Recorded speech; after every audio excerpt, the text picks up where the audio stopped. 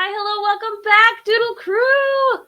We are here on a lovely Hue-vember evening, and we are ready to do some painting! I say we, I mean the amazing Mayor Squish and Laura are here to do some amazing painting, and I'm gonna try. But we're very excited. We are kicking off Hue-vember. We have picked some hues. We are gonna do some watercolor painting. Yeah, but let's go around, let's introduce, and then we'll get to painting so I can switch my camera and not look at my face anymore.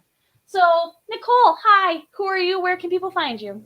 Hi, hello, I'm Nicole. You can find me everywhere on the internet at Mayor Squish. And which of us should introduce our theme, like our palette? I'm okay with Should either I do of it? So You we've decided. You do it. Yeah, we have decided to work with turquoise and magenta. And we're just going to use 2 paints. And it's going to be exciting and it's going to be a challenge. So that's what we're doing. I'm really good at this. And I'm going to paint some fish today. Yay! Because I've never painted fish before. Yay, fish. I like it. All right, and Laura, welcome back. I feel like we haven't had you for a while. I'm so excited to have you. It has been a really long while. Yeah, but you're back.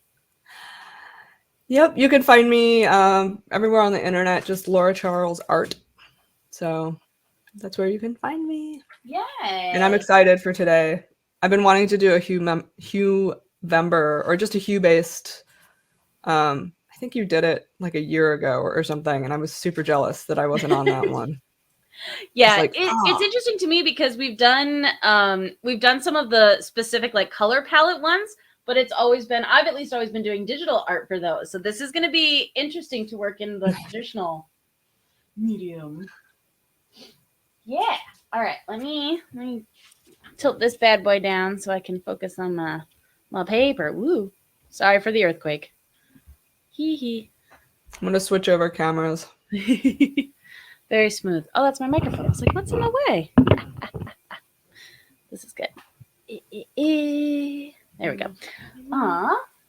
Yeah. So yeah. What up, Simpkin? Hello. Also, I realized I didn't say anything to me. I apologize if I go in and out of my microphone being loud or soft. I'm still working out the specifics of my setup. So we're we're working through some details. But yeah, that's me. You can find me across the internet at a swan named Emily. I don't do a lot of traditional art, but I'm very excited to give this a shot tonight because, you know, sometimes it's really good to go outside comfort zone. So I'm going to try something. I have 2 different types of paint. I have my liquid watercolors, which I've mixed up kind of the colors we picked. And then I also have some of these little disc ones with also colors. So I'm going to try and do one piece with one set and one piece with the other. Yeah, see how that goes. See how the colors look. You should see.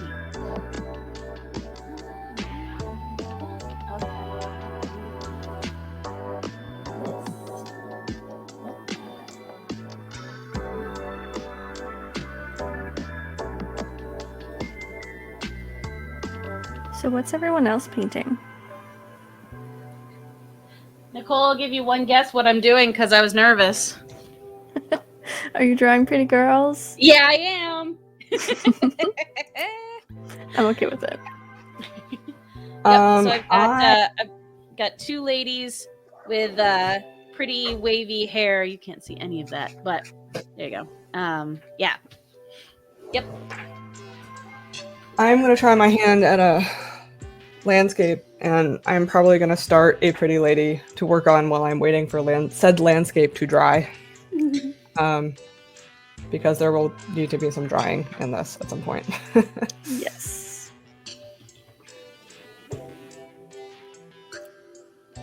And I had a number of turquoise options.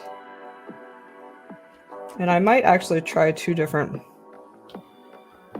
ones for each piece. I'm not sure yet. Which ones do you have? I want to talk nerdy watercolor paint. Nerdy watercolor. So I've got phthalo blue turquoise. And then I have phthalo blue the green shade. So the phthalo blue is still pretty turquoisey, but it's definitely more blue. I mean, I kind of like that because I could get pretty dark with it. The turquoise, for some reason, I was having trouble getting it darker.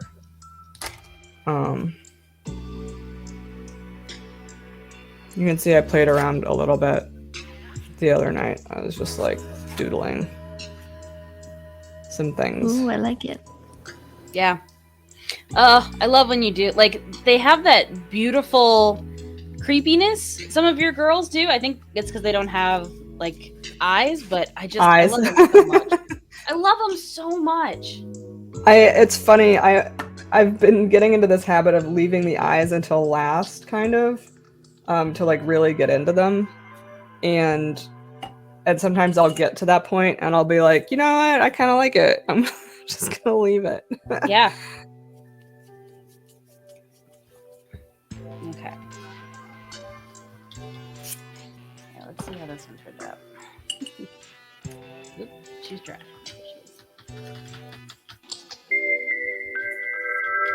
Aw. Thank you for the sub gifts, Hebe. Thank you.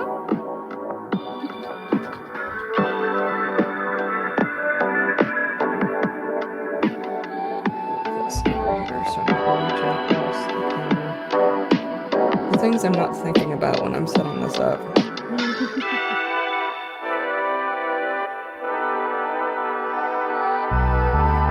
You know what? Altogether, while they don't look like the colors I was expecting in my palette, they actually look kind of okay on paper. So I like those.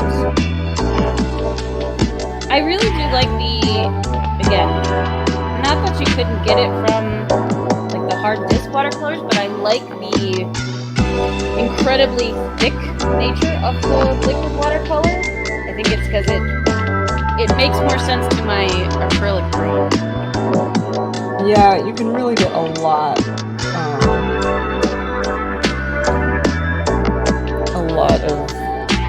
depth with the colors, and they're not just straight.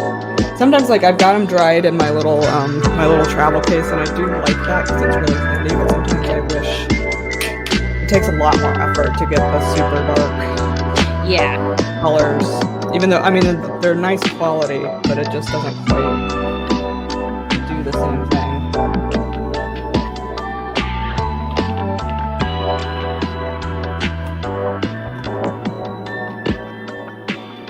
What up, Soapbox Clods? Thank you for joining us.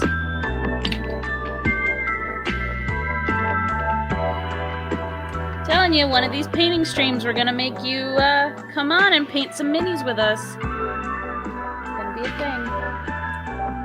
Are you talking about like minifigs? I'm not exactly sure. I think is it Warhammer? Soapbox Clods? I should know which one's paint. Aha! See, I was paying attention. I have always wanted to do that, and every time we go into a gaming store, my husband and I will go right into the mini, like, little model section with all their special paints and stuff, and I'll just stand there and look at it. And then I walk away because I already have too much to do. Yep.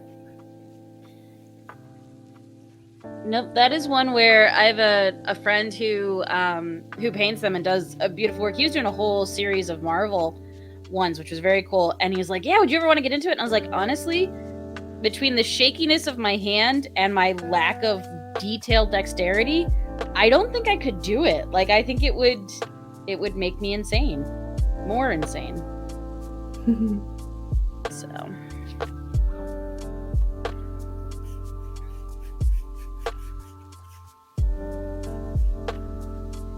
trying to decide like what I want to actually color in this round. I don't know.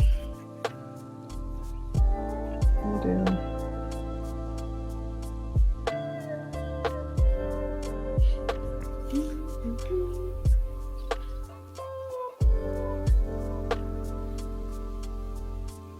Oh, that's a lot of blue.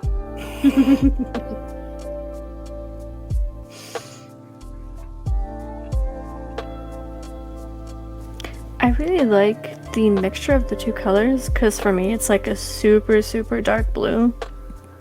Yeah, And it's gets, like almost black. It's awesome. it's a really nice mix. I think it's going to be an interesting... I was getting some interesting effects when I was sort of practicing. Practice. As I literally just flat out wing it. Sometimes winging is fun. I thought about winging it, but I've done that basically every other time that we've had it. This is like the first time that I've actually like, maybe I should prep for this. There are days when I have such good intentions. I'm like, I'm totally gonna do it. I have an idea, I'm gonna sketch it out, and then nope.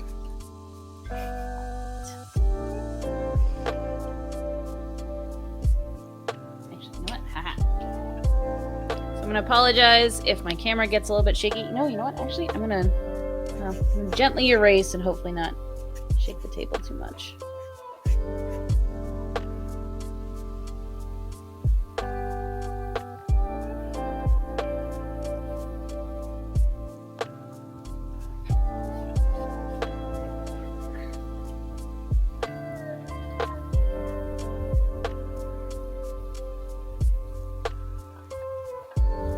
I like looked up a reference last night.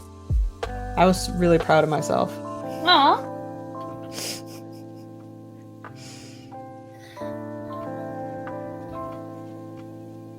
I was gonna finish my second drawing, but I just didn't quite get to it.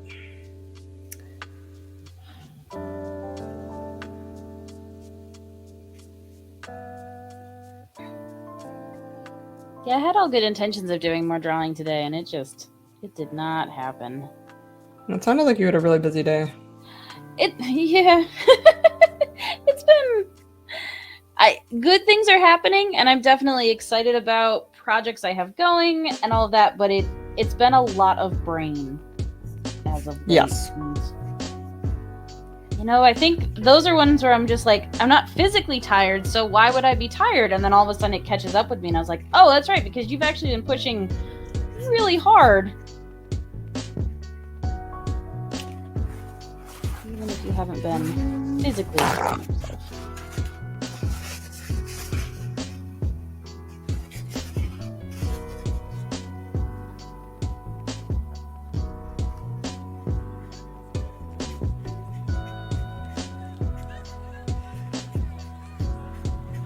Yeah, I got to the place where I'm painting the mural, and so I was there on Monday doing my clean and my prep and all of that, and I was realizing, I was like, oh, this ceiling is a lot taller than I remember.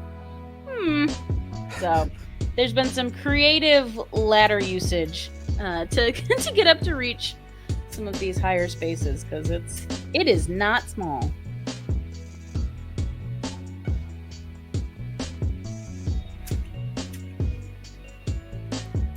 Yeah, I'm trying a little... Wow, there's something really weird going on with my paper here. Ooh. Good, weird, or So bad? I've got a little bit of alcohol that does some really neat effects, and I sprayed it on my paper, and like I'm getting like these weird dark marks. Ooh. I bet I damaged the paper there somehow.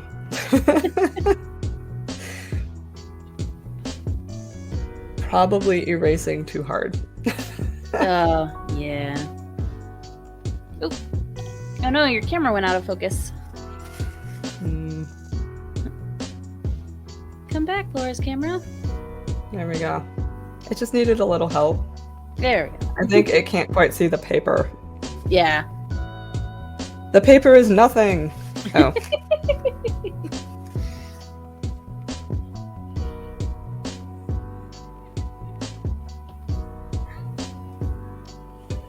Do a little mixing.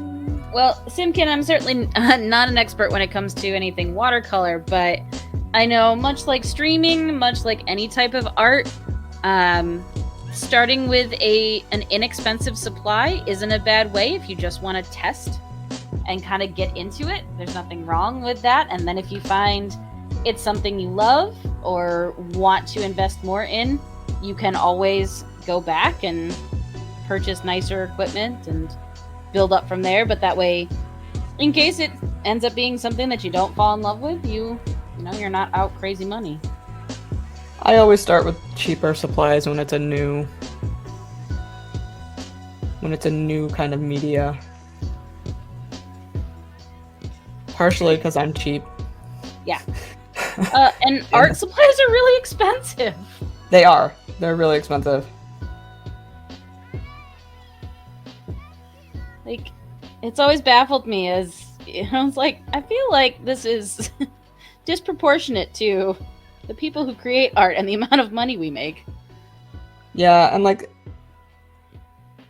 you know, I don't mind necessarily spending money on good art supplies, but I don't want to do it like right up front if I'm not gonna, you know, if I don't end up liking it. Yep. And I of also course, think, oh, sorry, go ahead. well, I was just, I mean, because it's like everything else, kind of like you get what you pay for, and sometimes you don't need super fancy art supplies. In fact, you often don't. But man, sometimes it's really nice. Well, and I think that's the thing I noticed is, you know, kind of cutting my teeth on maybe some not great supplies or some cheapy stuff. And then if I did invest and get, you know, a nicer brush or a nicer pen or something, and I was like, oh, wow, this makes this so much easier. But what's cool is, I mean, for all of that, the technique is still the same. You know, Yeah. the way that you're making the art is still the same, even if the tools are different. So what I found, like when I started getting nicer markers, especially for inking, when I was doing a lot of commissions, it just meant that I could work faster because I wasn't, I don't want to say fighting the supplies, but I wasn't having to work as hard to make up for the cheapness of the art supplies. There are things where you really are like brushes. I find you're often fighting with brushes that don't work well. Yep.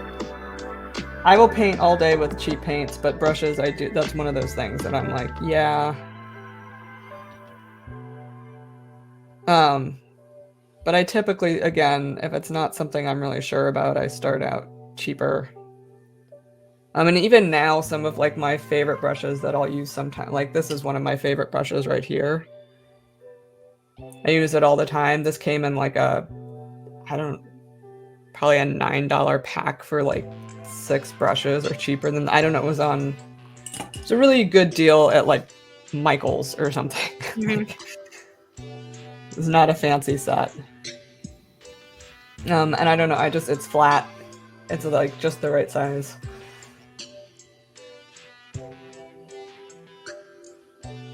I also think that's a cool thing where, you know, I always appreciate when artists will talk about the supplies that they're using.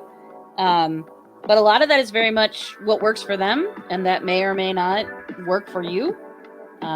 There's definitely been times where, you know, coming back to inking markers, like I really love Prismacolor ones, but I have a majority of my friends, not majority, but I have a lot of my friends who swear by microns, where they just like those. And again, there's nothing against one or the other, just what you're doing and what you like.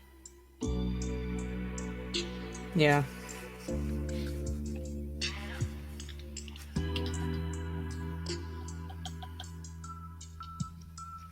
Yeah, Hebe say as if my ADHD doesn't force me to go all in on the top of the line shit every time I get a hyperfixation on a new hobby. My thing with that is I will still buy all of this new stuff. Like, even if it's one of those where I'm like, you're never going to do this hobby, you're never going to do this thing, why are you buying it? I'm like, I still got to buy it because I might do more of this. This might be my thing. And I will not say that I don't ever do that, because I totally bought some extremely nice calligraphy tools like 6 years ago. And I opened them up and I looked at them and I'm like, these are awesome. I can't wait to use these. And then I put them away and I have not touched them since. It's kind of embarrassing. But they are there waiting for me when I have time to do them. Oh, yes. When I retire or die. Yeah. Yes. Whichever comes first. To give give everybody at home a little inside baseball, I swear part of the reason for where some of the prompts for Doodle Crew is literally so that I can utilize or try stuff that I never make time to do on my own. So I'm just like, yep, it's going to be a theme or a prompt for Doodle Crew because that's the only way it's going to actually happen for me. I was gonna say I felt bad that I was like, you could have done digital. No, and I mean, while I am always, nervous about my lack of skill, not lack of practice with watercolor. There's no way you get better at that unless you actually do it. That's true. That's true of, well, probably everything, but specifically I think about art. It's hard to make much of it, though. I've never considered myself, naturally talented with some of that. I think a lot of the talent is just I'm naturally willing to keep doing this crazy thing over and over and over and over again until I get better. That's me. So, Nicole, are you more the keep going until you until you get it type, or do you have like that? I feel like it's Insight. both with me sometimes. Yeah. Because, like, a lot of times I'll be like, oh, this looks like crap after, like, one layer, which that's not how that works with watercolor. And then other times I'll, like, I have to make this work. I have this idea. I want to make it work. But, yeah. also, what up, Kurt? I know, we're here on a Thursday. Crazy. That's right, I forgot we were going to do this originally on a different day. Yeah.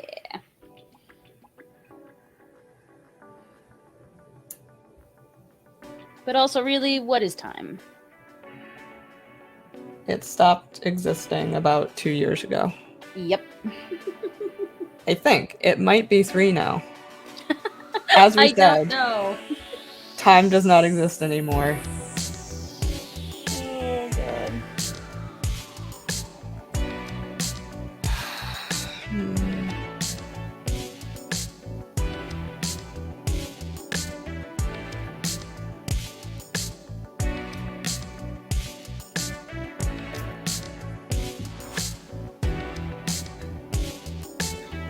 So, Kurt, I don't know if you're still listening, but were you ever a mini painter? I can't remember if you had ever told me about that. I feel like that's a very fun overlap with my nerdy friends and my art friends. Is usually that or like knitting or crocheting or sewing. Yeah, got no patience for that. It's fair.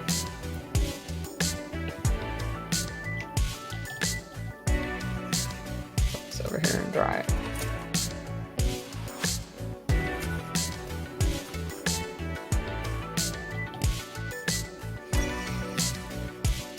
No one wants to watch paint dry. Oh, you did a lot of cross stitch. That's very cool. That's something I enjoy watching people create, but I don't know. One, I have not tried myself, so I don't know if I have the patience for it. I suspect the answer, but I like looking at it. I do My like cousin does it. He does some really great stuff. fellow Doodle Crew person Sarah Will makes beautiful cross stitch stuff, and she's constantly making them, even when she has 18 other projects going on. So I like the funny ones. yes, They're like, "Hail Satan, bless this home," that kind of thing. very much. Also, Kurt says, Randall says, Laura, we specifically tuned in to watch paint dry. Oh, I'm so sorry. I could let you watch the paint dry, and I could draw this outside of camera. That's up to you guys. You guys can vote on it. I don't actually know what I'm drawing, so that might actually be more interesting.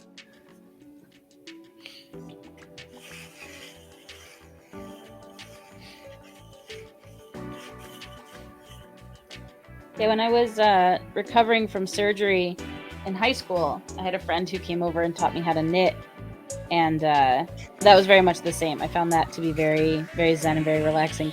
I'll tell you what is the one thing that I more consistently do now that I get that same relaxation from is making friendship bracelets. Like taking embroidery floss and doing tons of tiny knots. Like that is the most zen, relaxing. I love it. I love it so much. That's a lot of fun.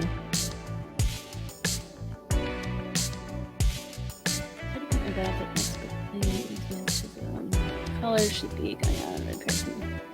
Oh, yeah. Yeah. We were even talking about it with this. Mixing color palettes can be very tricky. Alright. I am also going to let that dry. And switch over.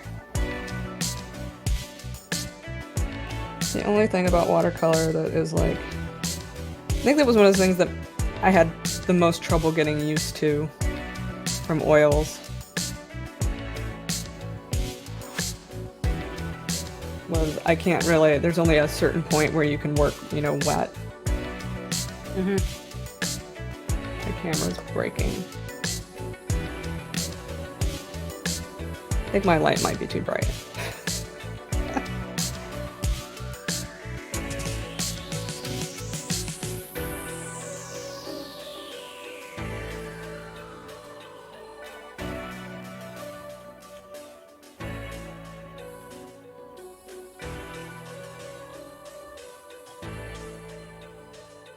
Should have used the bigger brush. Whoops.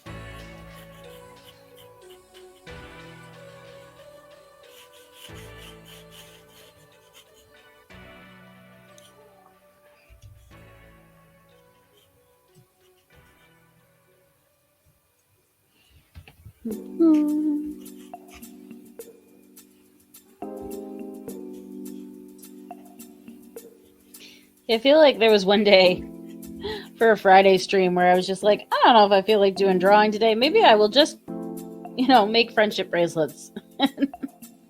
Call it a day. That sounds like a healthy break. Yes. Sometimes you just need to do something else. Well, and I think it's interesting because with something like that, like you're still utilizing your hands and there's dexterity skill required, but it's very different from drawing and painting for me. So.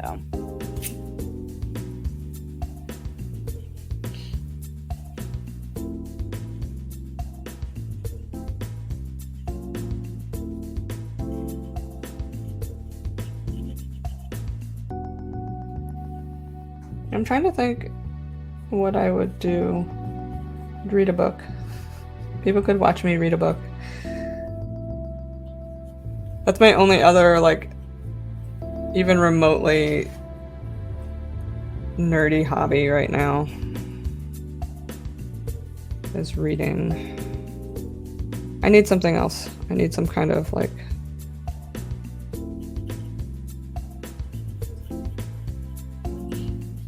I did knit in college. Maybe you can do that. I saw the most adorable knitted scarf the other day. It was like a cat.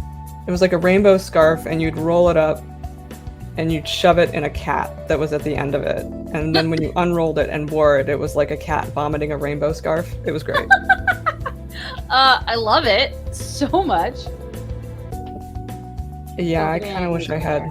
I don't actually love cat vomit. I just love cat vomit rainbows. I was gonna say, I wouldn't mind cat vomit if it came out in rainbows. That would be kind of fun. I mean, it doesn't. Regular cat vomit, not as much fun. I've been lucky. I haven't had a lot of cat vomit recently. Yeah, no, Vera's really pretty good about that. She doesn't puke very often.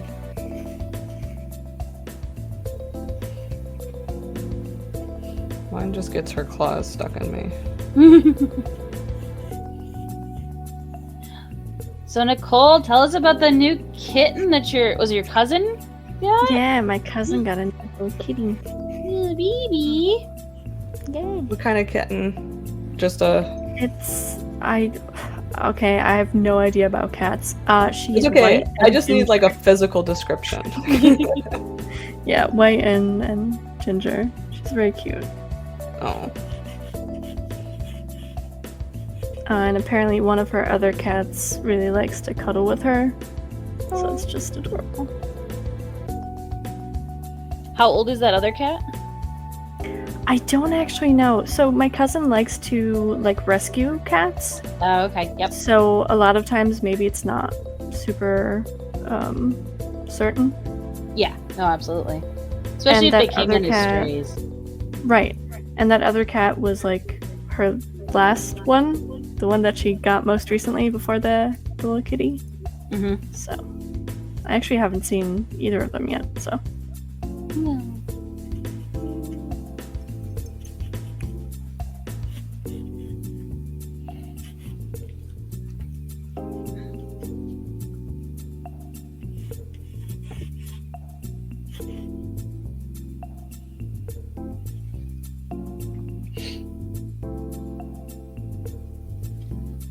My one cat ran outside when I got home.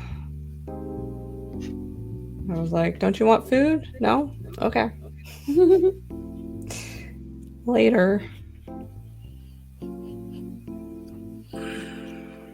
I love it when they take off like that, and you're like, I wonder like what mission you're on. Like what is in your brain telling you have to go right now?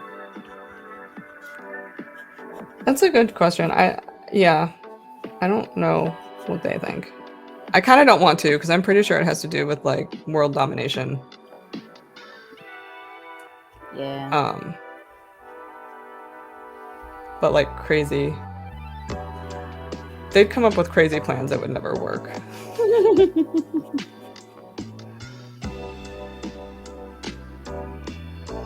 They're like Dr. Evil. Very much so. Simkin, I think zoomies are their own reward. It's adorable. Oh,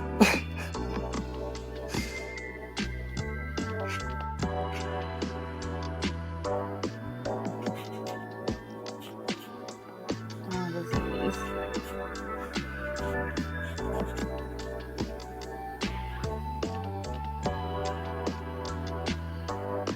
Nicole, I love your fish. oh, thank you. Yes. It's a new thing for me. I'm not really sure what I'm doing. Fish in general, or Yeah, pretty much. Just in general, I don't paint animals all that much. I draw animals, but yeah, I haven't painted any animals.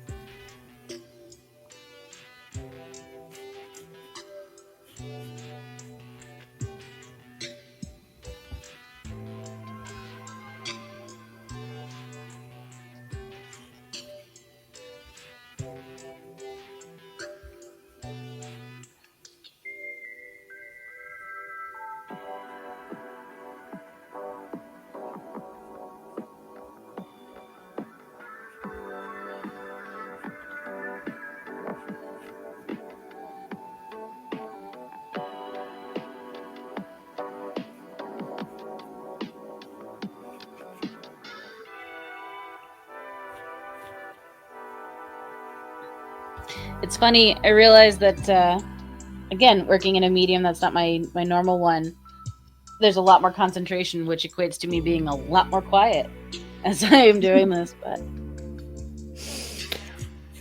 Yeah. I don't know what I'm doing over here. I've decided that this woman is not getting any hair.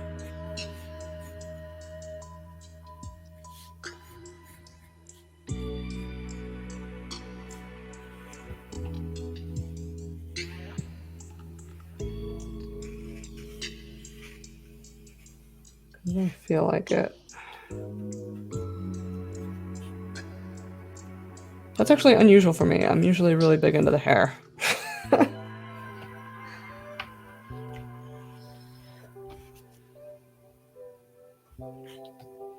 looks cool though.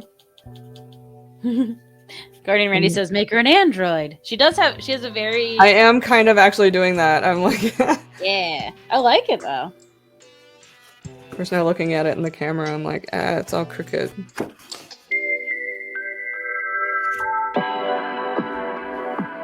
Camera doesn't even flip it, and it still makes me... I think it's because I'm leaning back. I'm used to, like, crouching over it like a little, like, drone.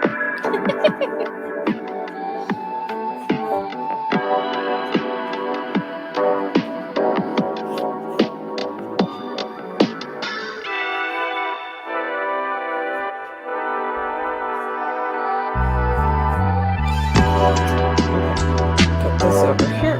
Let's see how proper paper is.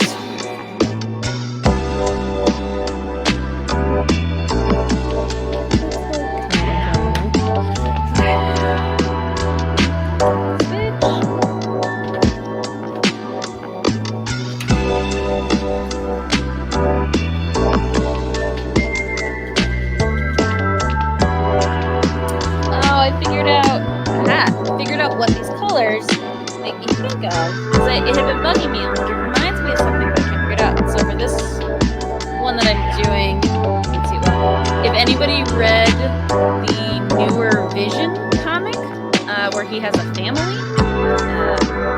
they're all that kind of red with green hair. Uh-oh. I thought you were gonna say, Lisa Frank. These colors didn't scream Lisa Frank to me. At least not the ones that I mixed. No, you're right. Yours don't at all. I think when I was initially looking at them, they kind of did, but they're a lot more muted. They're not, you know. Yeah, They do make me think of my childhood, though. Like the early 90s. Oh, yes. Yeah, Lisa Frank was very influential in my Trapper Keeper years. I always went for the, like the animals in space folders. Oh, yes. I had a few Lisa Frank, but the animals in space, those were the ones that always got me.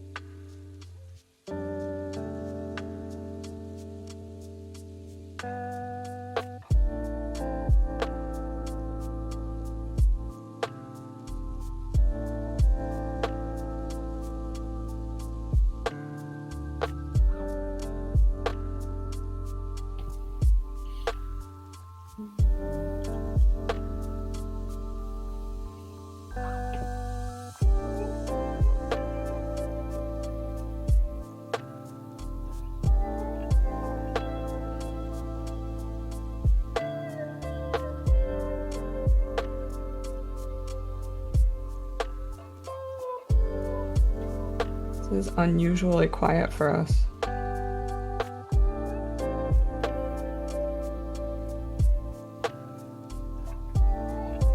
In your house or in the stream? In the stream. Mm. No, I'm our also house realizing, is always extremely silent. I'm also realizing I have like very gentle, like super chill music playing in the background. So I have like something happening. So I'm just like, oh no, I'm zen, I'm painting, I'm doing all this. And I was like, oh, that's right, you're not talking though. The other people can't hear your music.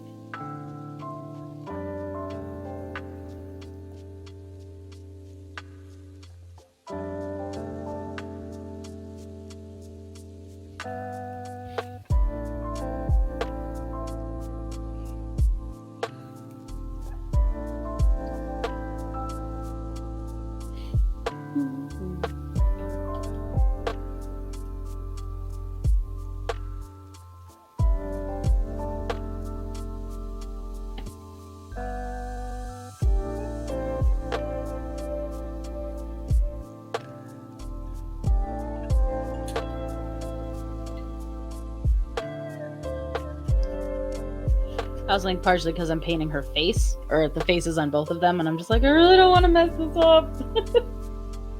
The part you got to focus on. Yeah.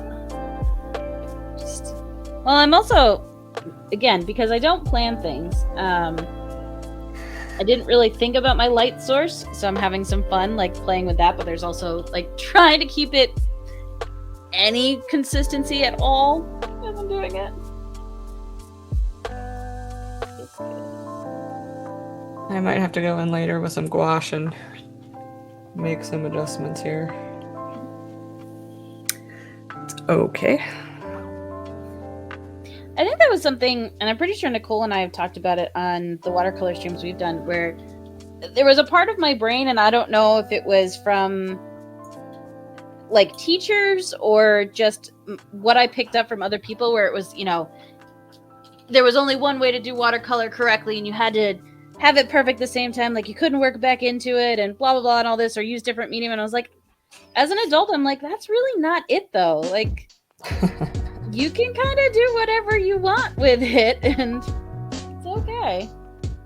Yeah, I definitely only came to the realization maybe this last year or two that it's really okay to go in with some gouache if you know, weren't able to get the, you know, the white exactly the way you wanted it to, or the darks aren't quite what you were looking for,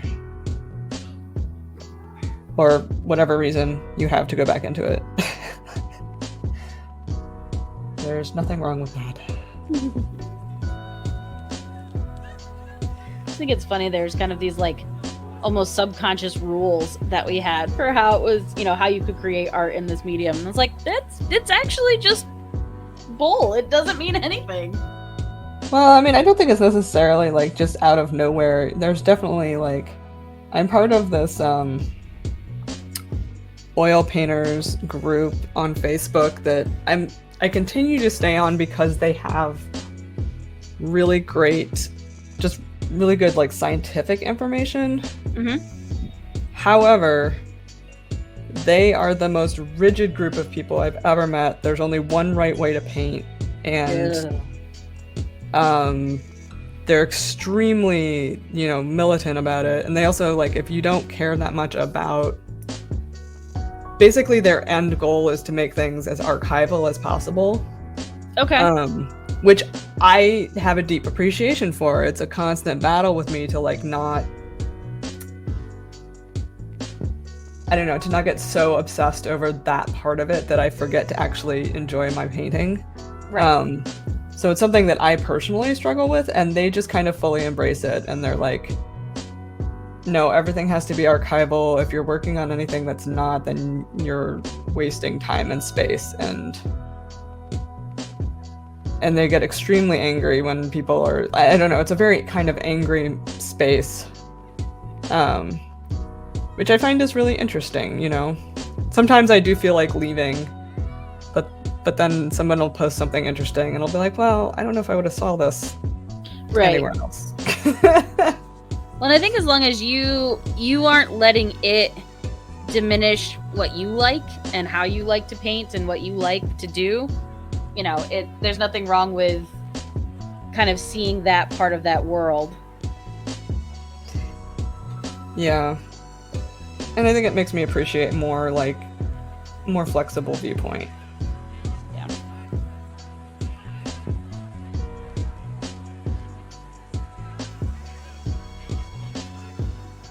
You know, I think there's something to be said for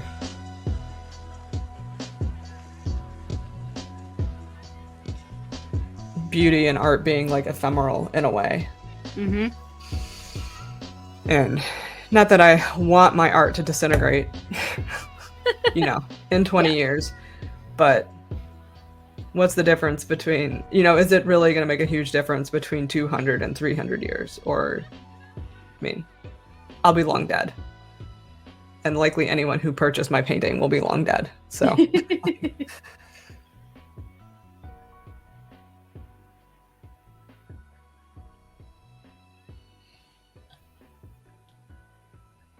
Well, I think it's fascinating in some of it because, you know, we're looking at it from the lens of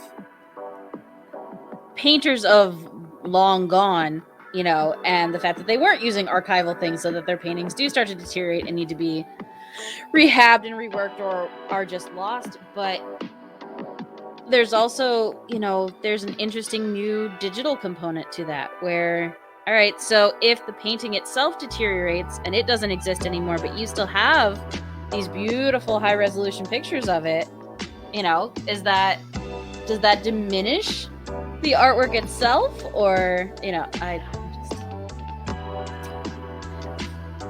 curious thoughts about preservation in the new times.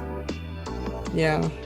Well, and I worked in a library archive for a while, so I understand like some of the struggles that archivists go through.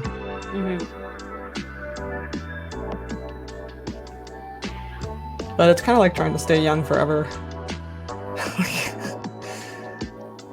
At a certain point, you have to just accept. Yeah.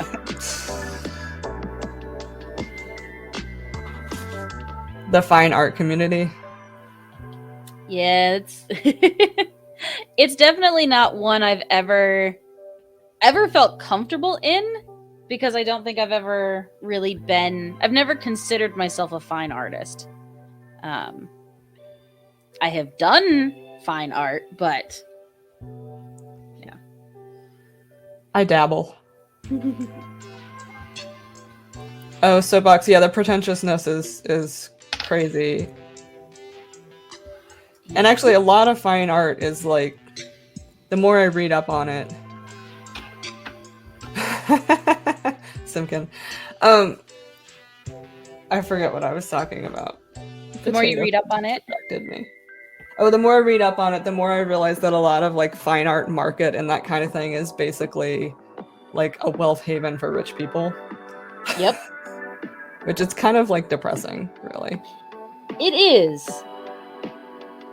It is, because I think in my younger optimism, I always assumed that there was some amazing, like, great cultural appreciation for it, and that they, you know, they valued this art so much, and that's why there was such a high price tag on it, and that's why they were willing to pay for it. And I was like, nope, you know what? I don't actually think that's it. I think you want the status of owning a painting by a master, and I think you want a way to have money tucked away. It's untaxable. And it will, whatever, like, appreciate value or whatever rich people do with their money. I don't remember exactly how it works, but that's basically it. And it just is kind of a bummer, because some of it is bullshit, but then it really does explain why some of like the really bullshit stuff is still, you know, worth hundreds of thousands of dollars. Yep. Because they don't really care about that part of it.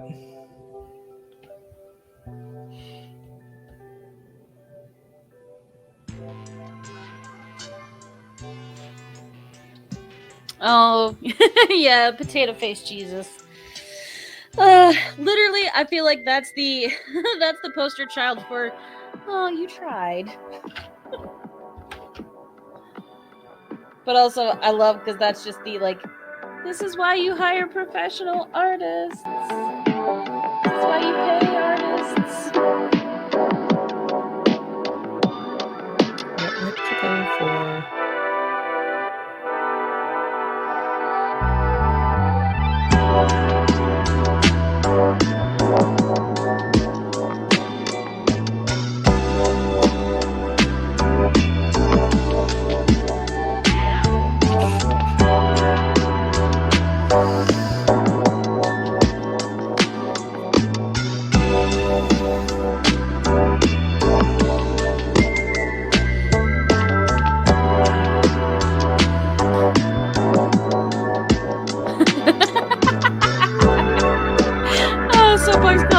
Potato face Jesus versus Jesus in toast slice. Who will win?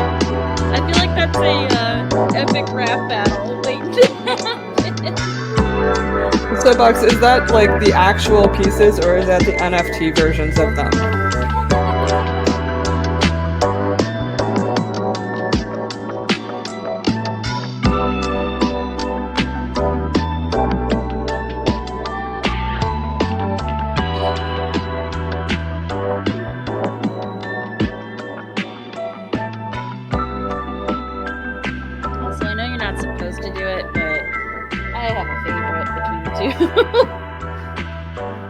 Not of Jesus, of my paintings. Oh, I thought you meant of the different Jesuses. I was like, really? I'm really want to know which one. You have specific thoughts on this thing? It's funny, I've never actually put them together in the same, like, brain space category until right about now. Like, as a... I don't know which one I like toast. I was gonna say, I think for personal enjoyment, I'm always gonna go food Jesus, because I really like food. So it's hashtag food Jesus for me. I think it's food Jesus also because Potato Head just kind of makes me sad and depressed. Right? Like, I really do get very sad when I look I'm like, you could have done that, or you could have hired someone competent. Yeah, like, I know she kind of just did it herself, but, yeah, that one just genuinely like, bums me poor out. old grandma, and now she's getting dragged everywhere, but still.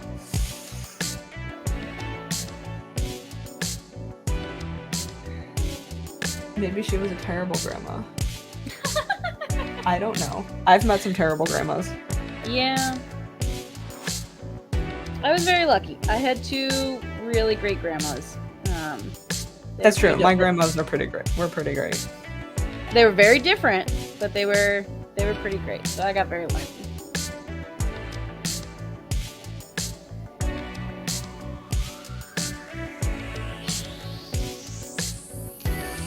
Oh no! No!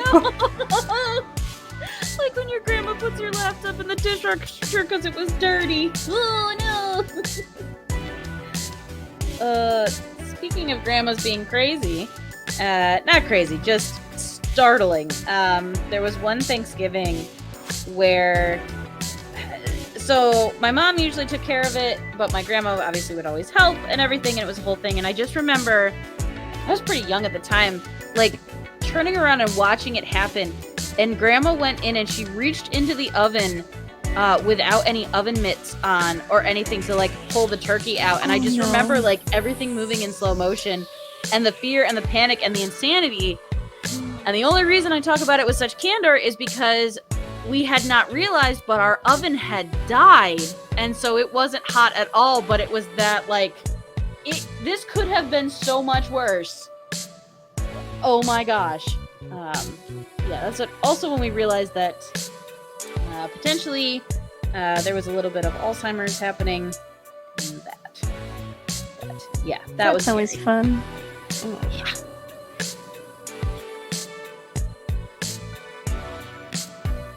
Yes, exactly. So much stuff. Grammy, no! Like slow-mo reaching across the kitchen. Very much. Like, it is so weird to me how those moments like play in slow motion where you're just like, you can't do anything, you can't move any faster, but you're just watching it in painful detail. Yeah.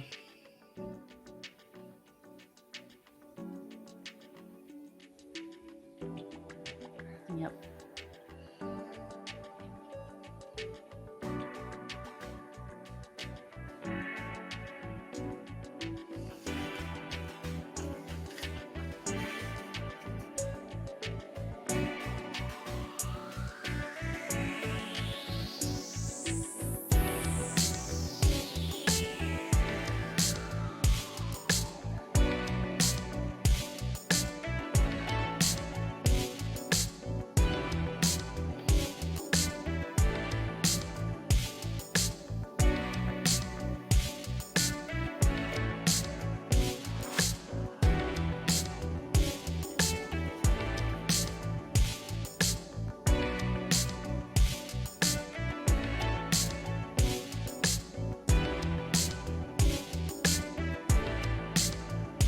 So unrelated to Grammys, I think it's interesting because both of these watercolor sets actually have pretty decent, like when I want to go back and work into them, the pigments pull up surprisingly well, which surprised me. And I don't know if it was just because, again, like the last time I did this was in high school and we were just working with really crap stuff or what, or if it's the paper or what, but that's been a fun thing to kind of go back in and get that little bit of extra pull up without totally destroying the paper. I was gonna say, it might be your paper.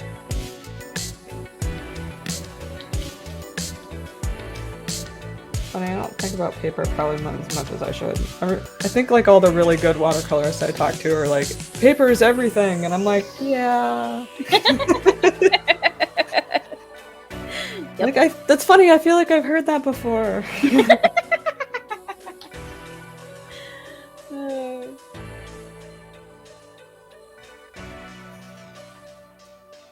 Yeah, I grabbed a cheapy mixed media little sketchbook at one point, and I was like, oh, maybe I'll just mess around with my watercolors and this and everything. And I think I tried to do something, and it pilled really quickly. I was like, I guess not.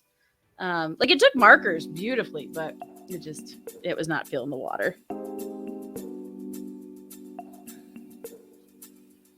It's funny, sometimes it really just doesn't do very well for watercolor multimedia. Yeah.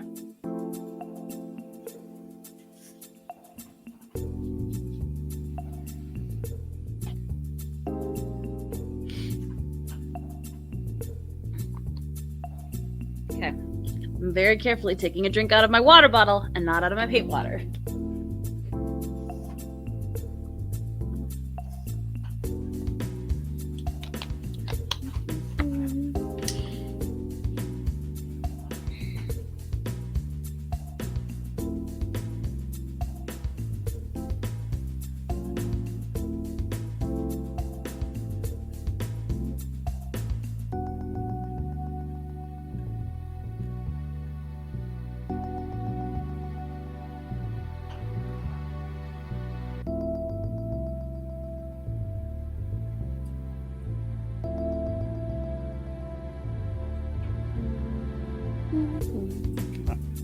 I put mine in a totally different shaped cup.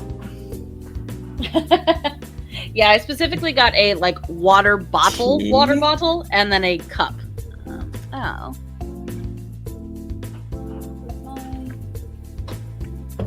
I have still totally drunk paint water though. Uh-oh. Well, hang on. Hold on. I've got an issue.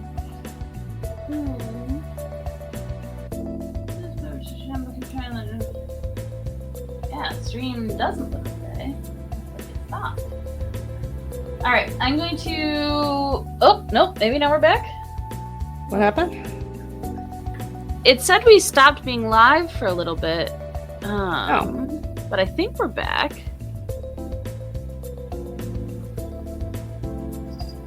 Yeah. Anybody in chat, if you can let us know if you're still here, if you can see us, we would appreciate it. I don't know what happened, but...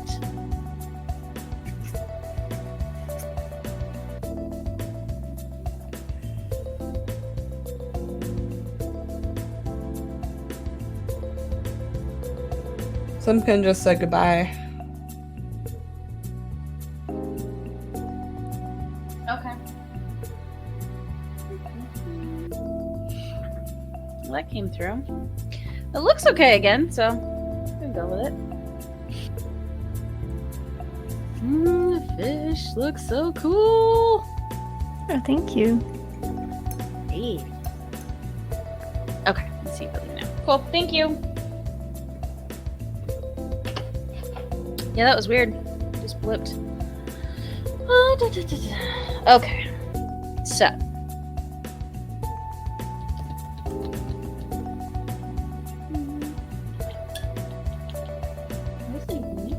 Can I just say that I love that we're all kind of doing a completely different thing? Yeah. I was just thinking the same thing because I was like, oh, your fish looks cool. Your castle looks cool. Like, oh, yeah. Yeah, I'm glad we're all doing something different.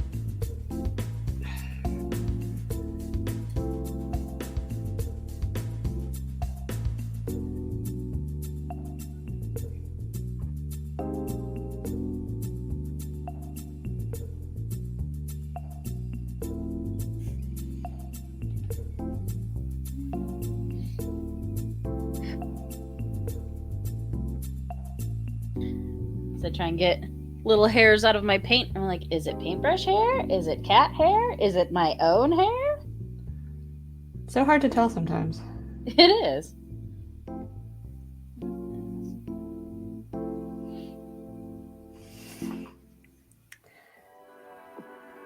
And you kind of have to be like, does it really matter? Yeah. Like,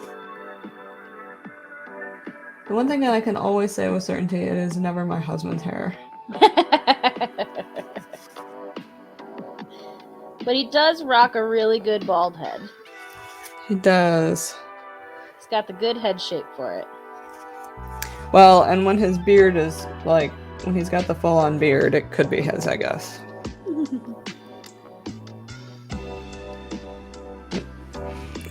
Put my fist right in the wet paint.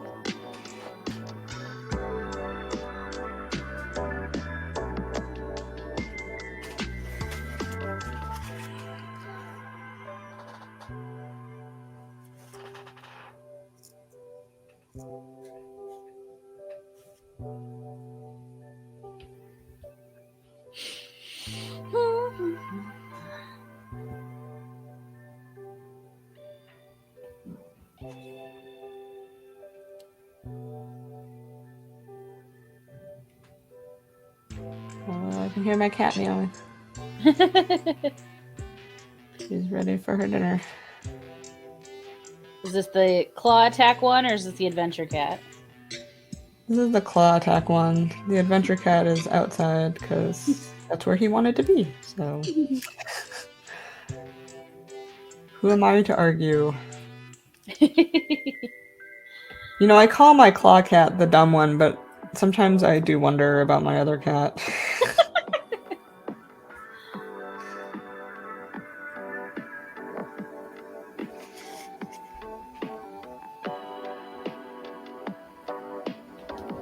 There are definitely times where watching cats do stuff where I'm just like, how did you think this was going to work out? Like, I would love to know your thought process on what you thought was going to happen. Yeah, that's usually my dumb one. The other one I'll be like, okay, I can see why you thought that was gonna work. Or, you sneaky bastard, you knew that was gonna work, and now I'm frustrated with you. If I ever have a truly terrible enemy, I will send them a smart cat and make sure that they fall in love with it. Oh, yes. That is the ultimate.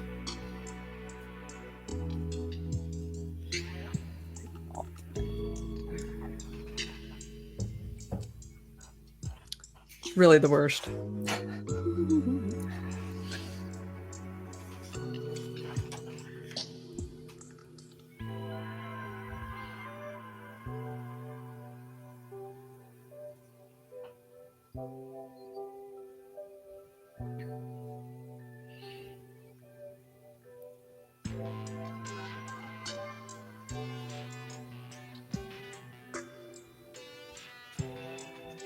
Oh, I messed that shape up.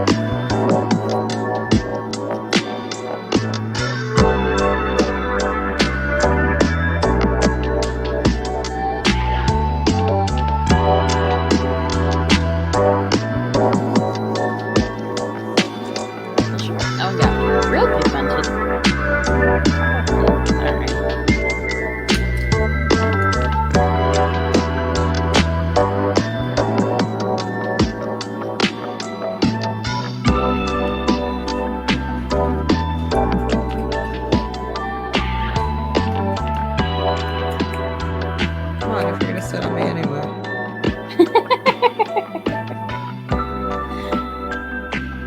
Come on. I tell you, I've realized I have a personal failing of, like, I don't have very long legs. That's not a shock to anybody, but it means that I don't have, like, a really big lap. And because I have such short arms, like, I have to sit so close to my table, so there's not really space for Vera to sit on my lap while I'm working, and, like, it actively bums me out because she clearly wants to be, like, in my lap while I'm on the computer, and I'm just like, oh, baby, we don't fit. We can't do it. Poor kittens. I'm so sorry. Yep. Okay, you're cute. Now we have to figure out. You sit here. Okay, don't move.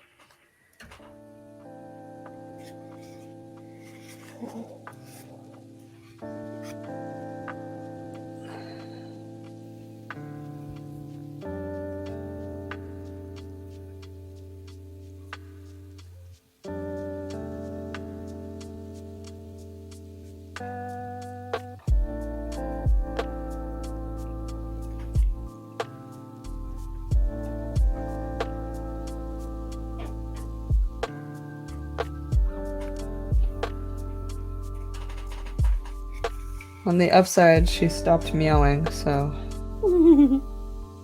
Which I know you guys didn't hear, but it was kind of bothering me.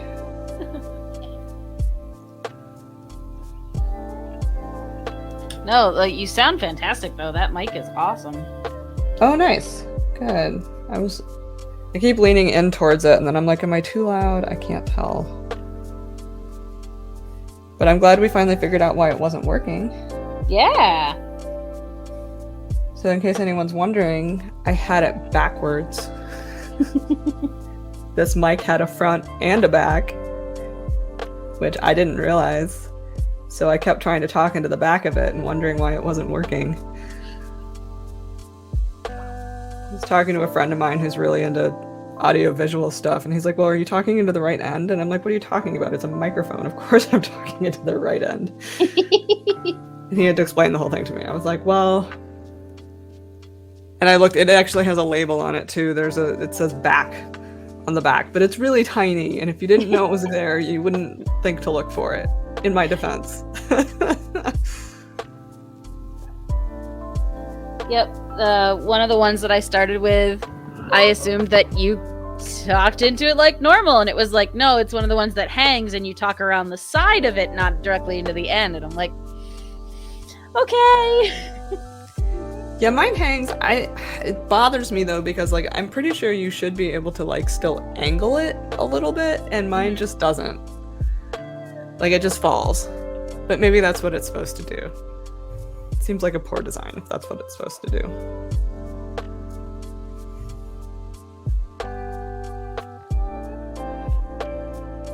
Okay, so I want you to know that like this originally started out as like really cutesy and sweet, and it's gotten a lot more morbid, but I kind of dig it, so. See, it's the watercolor, it's not just me. It is.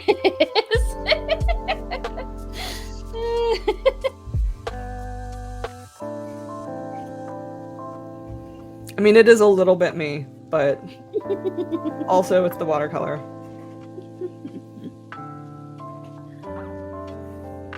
Oh, what up, Ace Tigers? Hello, hello. Alright, I'm gonna set that one to the side and go back to the other one.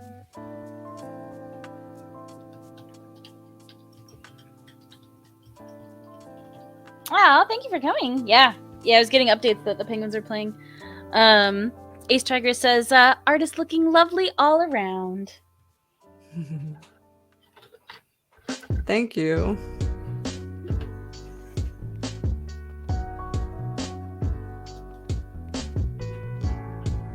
Can you guys hear my cat? I can't, but...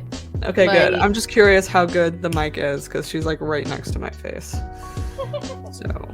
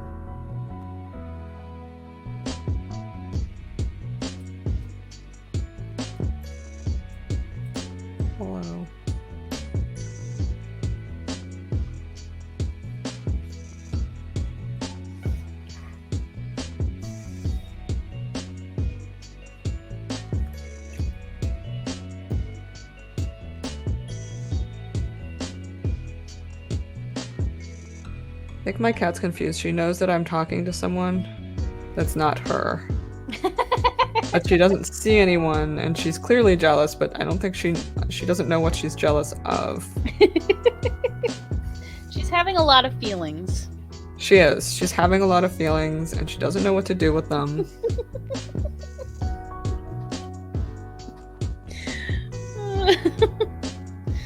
I know. This strikes me very funny. Your life is hard.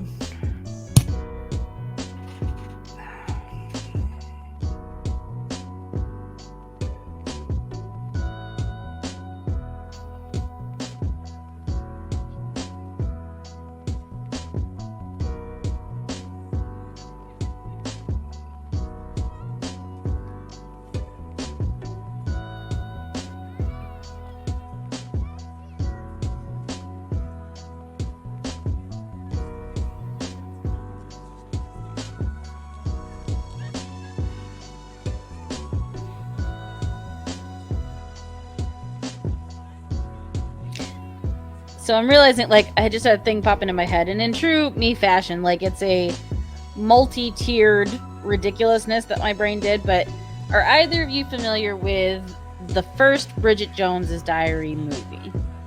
Yes. Kind of. Okay. So not super I don't think important. I've I did ever just seen the rewatch others. it recently. I've always enjoyed it, but I had a moment where I realized that, like, so part of it is her lamenting being single and being overweight and everything, and going back and rewatching it, she is 32 and 33 during the time of the movie, and she weighs 130 pounds, and I'm just like, you know what? So I was having feelings about that, but there's this whole silly bit. That seems like weird. Yep. Oh yeah. Yep. Nope. It definitely is, and I was like, okay, well, that's a thing. We're gonna breeze right past that, and just because I still enjoy it. I enjoy the writing. I think it's very funny. It's got cute heart, and it's got Colin Firth in it, which I just adore. He's amazing.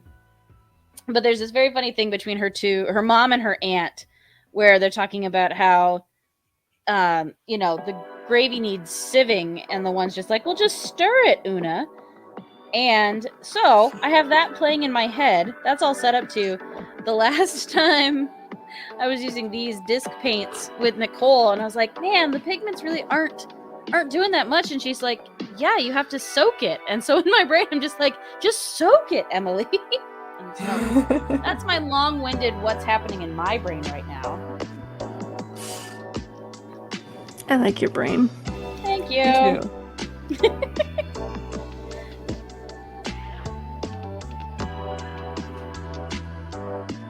I was just trying to think what's happening in my brain, and I'm pretty sure it's a whole lot of nothing.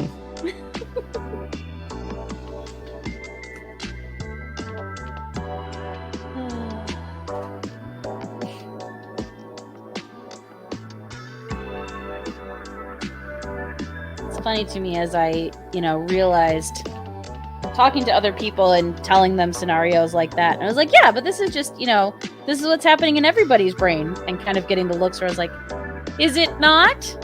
Is this not what everyone else is experiencing? Oh, okay. Everyone has special brains. It's nice to know when you start to understand your own particular brand of special, though.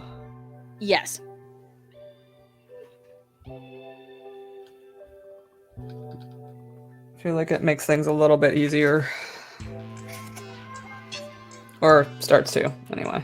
Well, and even just understanding, like, why I do some of the things I do, or how I arrive at certain thought processes. It's like, okay, this kind of helps. Like, it helps to understand this. Yeah.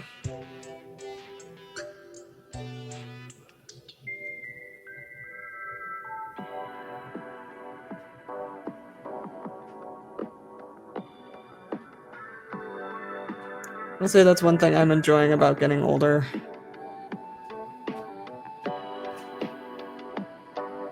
I mean, there's lots to be, to enjoy about getting older, but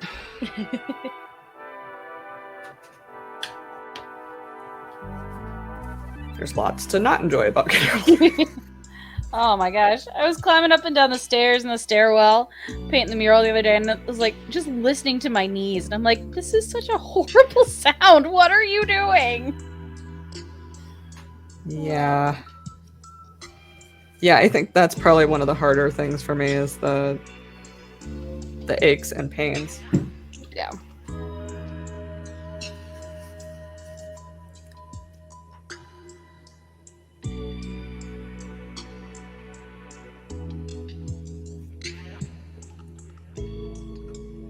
I forget. Nicole, how old are you? Sorry, I had to look for my mute button. I turned 25 in January. Okay. So I'm older than both of you. I have aches too, don't worry. I was gonna say, I also feel like Nicole is very much an old soul.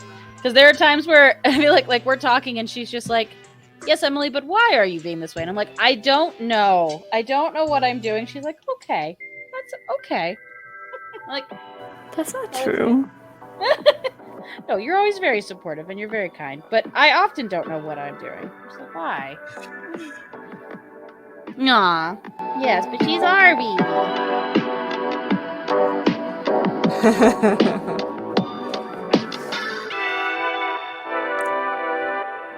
And I think I realized too, in addition to being the same age, you have a lot of similarities to my sister. So I think that makes it makes it easy for me because I've already had someone very directly in my life for a long time. Is that age gap. To be fair, Karen also looks at me like, "What are you doing?" Often, so.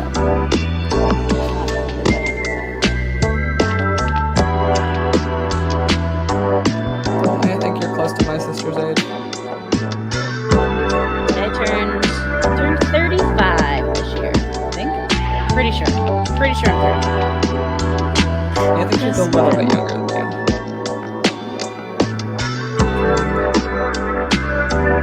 I'm 38 this year, so like a year younger than you. I always think of her as being, it was like 3.5 years younger than me.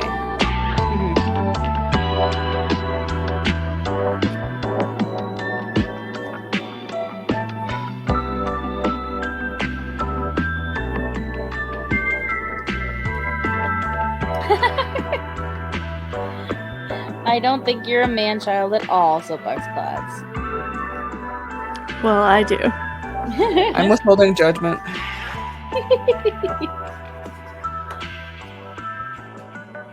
I think you have a youthful spirit. Because I always think of man-child as like men who are really immature emotionally and mentally. And I don't think of you that way. That's fair. Yeah, that seems like a fair description of man-child.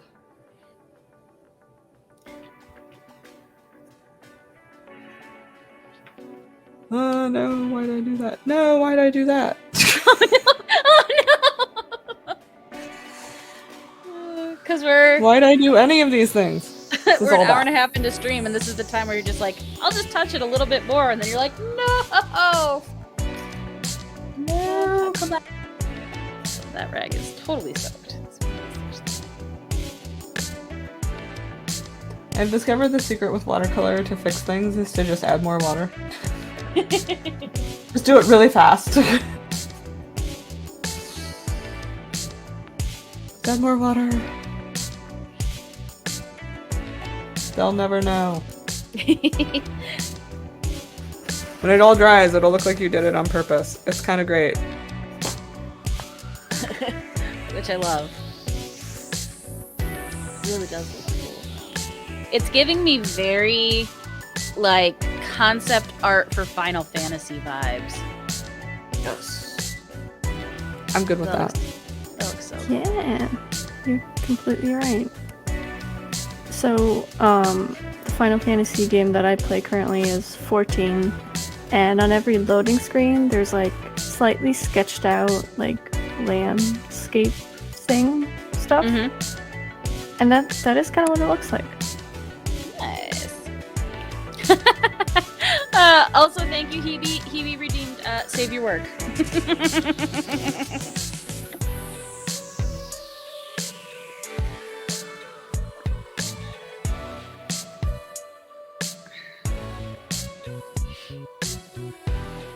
Paul, we live in non sequitur land. You can always non sequitur.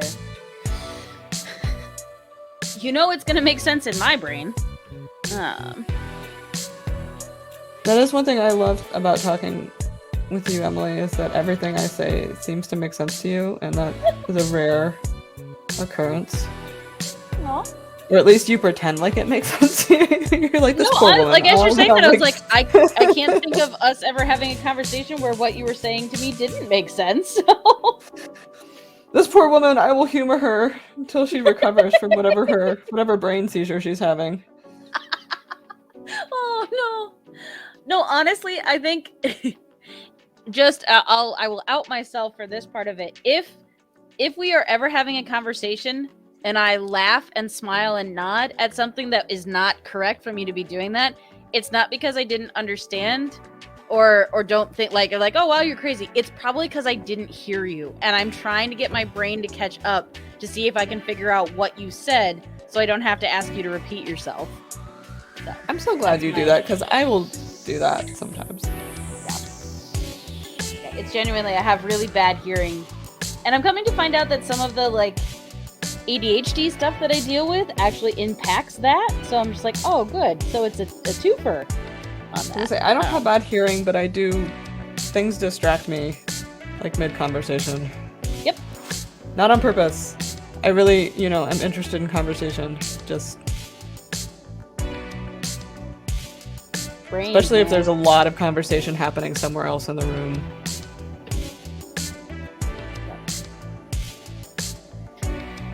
Yeah, I'm finding, like, the couple of times I've been out, even in just, like, restaurants in the past, we'll say even in the past, like, 3 months, I have a lot of trouble focusing on the person that I'm sitting with because there's so much other stimulation happening, and I just haven't had that in a while.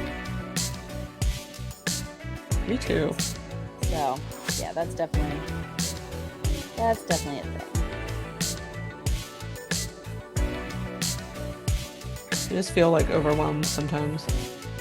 Yep. Actually, I was feeling that this week.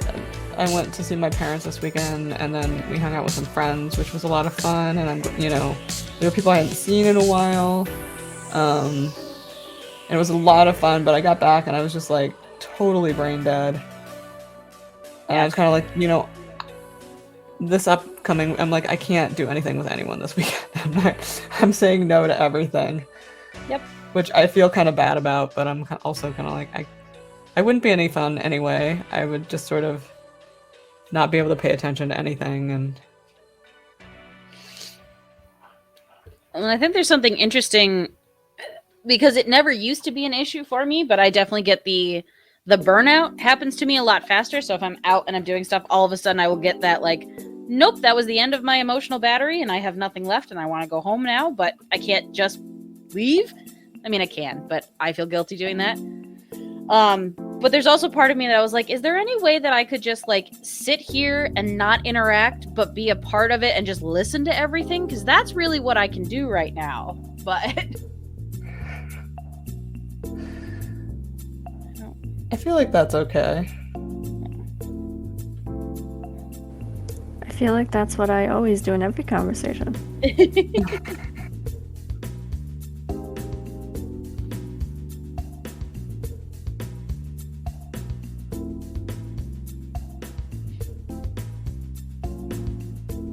Emily, did that just start happening like that since COVID, or like when you say recently? Yep. Yeah, I would say since I've spent so much more time in my house alone and just spent more time by myself, because I consistently would identify myself as an extrovert. Like, I'm always out doing stuff. I'm always around people. And since COVID, really, like since lockdown,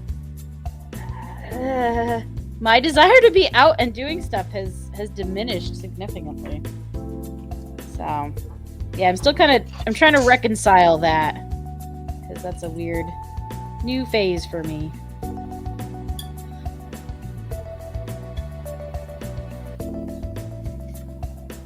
It's kind of funny. I've always been like that, and my husband's been like that for a while. And he's suddenly not like that anymore.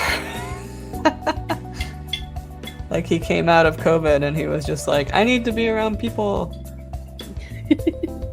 You're like, wait, what? We've talked about it a lot, and I think we've both come to the conclusion that he's actually an extrovert. And here I thought I married an introverted person. Which is fine, you know. He's still the same wonderful person. But it's weird. It's like, it's been a very weird thing where I always assumed, like, I was like, no, I need the socialization. I need to be out with people. And now I'm just like, no, I'm really okay if I don't. Like, I don't go out. I don't do these things. I'm okay. So, yeah. Quarantine, man, did weird stuff to our brains.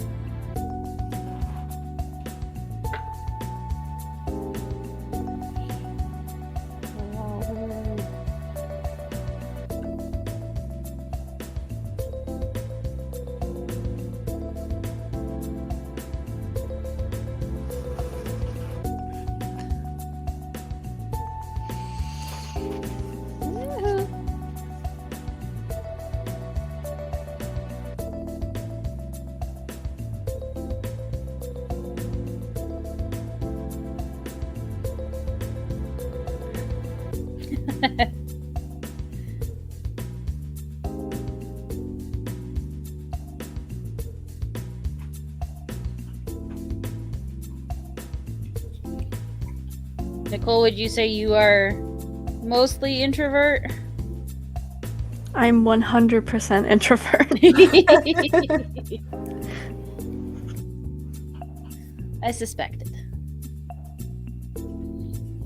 I'm an introvert who's really good at faking it. I grew up in an extroverted household, and they were always very concerned about me. And I really just wanted to stay in my room and read.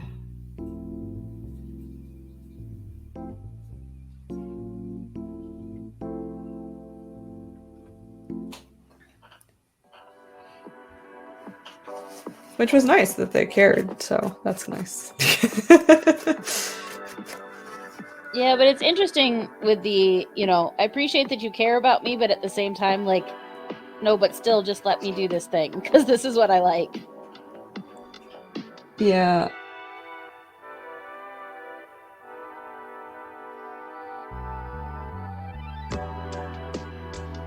We muddled our way through it.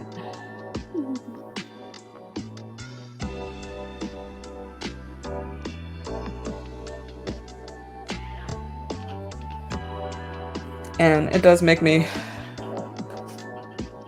good at faking it in social situations when it's really useful.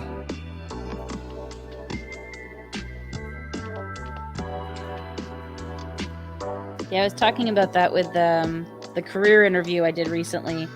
Then I was talking about how, I worked a couple of jobs that weren't ones that I was like, oh, yay, I'm really excited to take this job. But I was like, but, through that, I did get to learn, this thing, and some of that was honestly like my customer service voice. It was my ability to fake it and get through dealing with people even when I didn't want to. That has helped me in the future.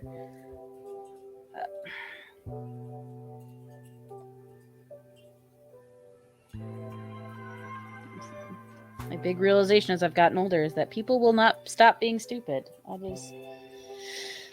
That is not a thing. It's a forever thing.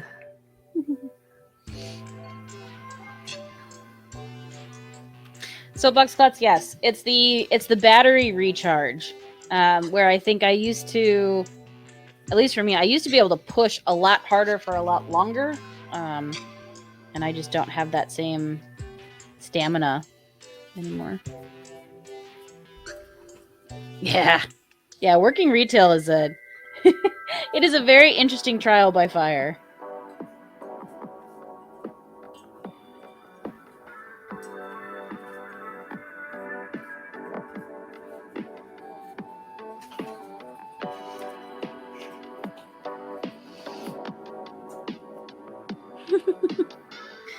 You're good. The way I have my my setup right now, the main computer is running StreamYard, so that's behind me, but I'm reading all of this on my laptop, which is also why I'm getting the Twitch delay, so not responding to things when they first pop up, but when I see them on Twitch. So, as with everything, it is all a work in progress.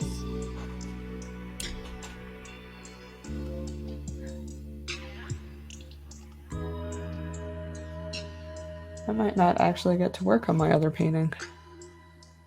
I don't know. We're gonna see.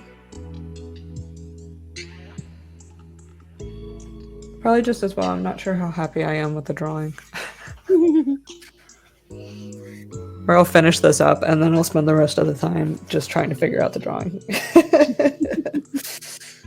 Oh, that was me last Friday on stream. Like, the first piece I worked on went so well, was so happy, got done, like jumped to the next piece. I'm like, why can't I draw or do any of this right now? I was like, I think I'm just gonna stop because I don't know what's happening. Okay. It was something, I can't remember if Kristen said it.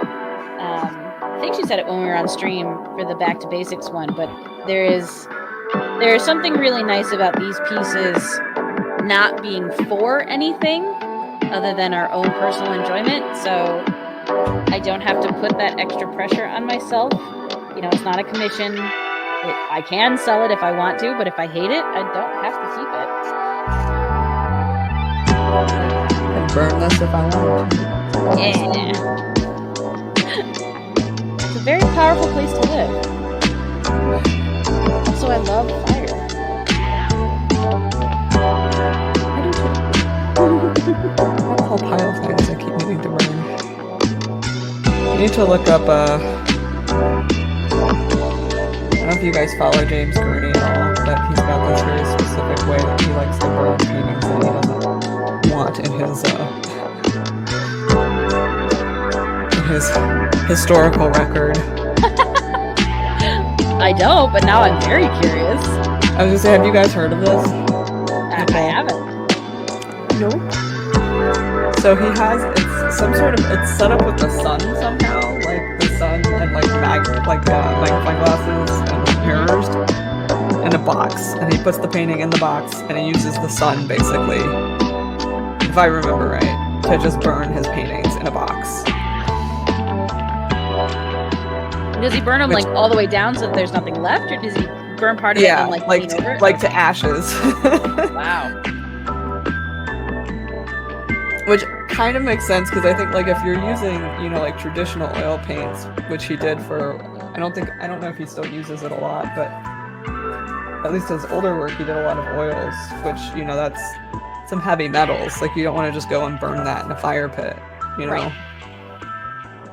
I mean, probably. Anyway, I wouldn't do that.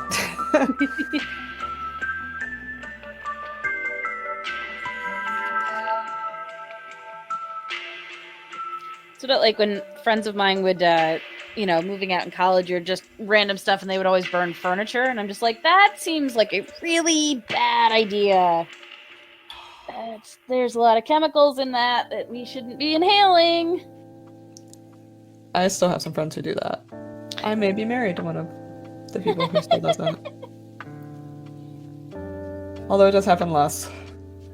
Mostly, I think, and by less I mean I can't remember the last time it did happen, but I'm pretty sure I just left. I was like, nope. Yep.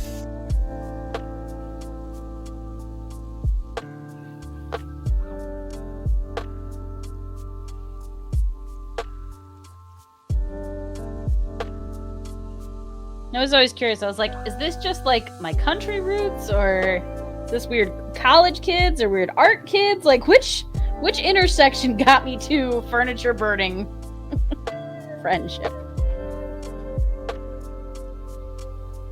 I just have a lot of friends who like to burn stuff. Yeah.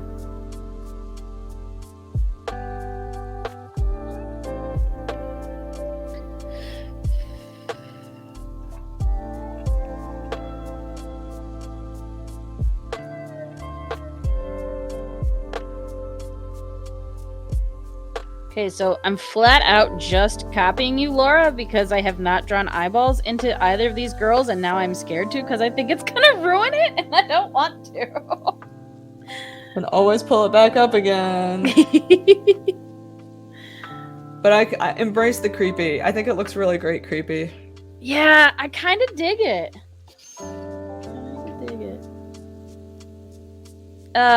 What is it, Nicole, is it Emily Artful? Is that the one?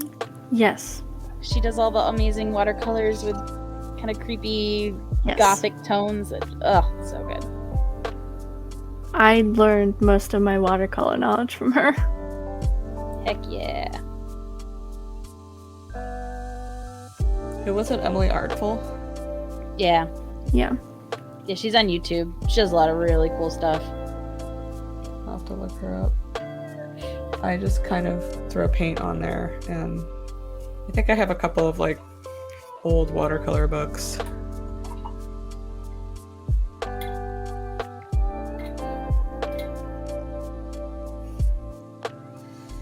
Like everything, I realized, when it comes to learning art, just reading about it is not the way that I absorb the information.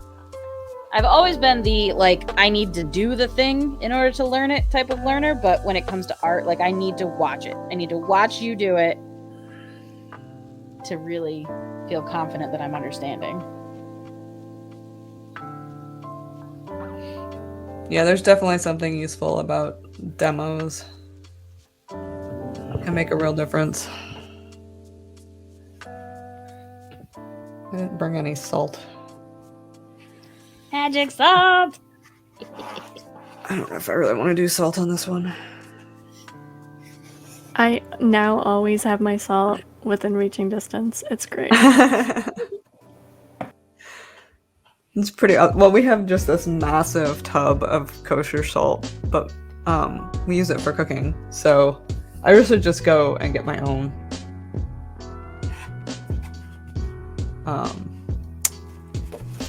Massive bottle of kosher salt. It'll last me for the rest of my life. I don't like that drawing. Starting over.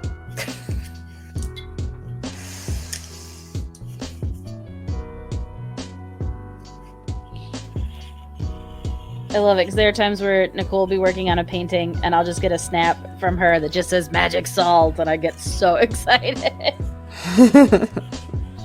It really is. It does just amazing things.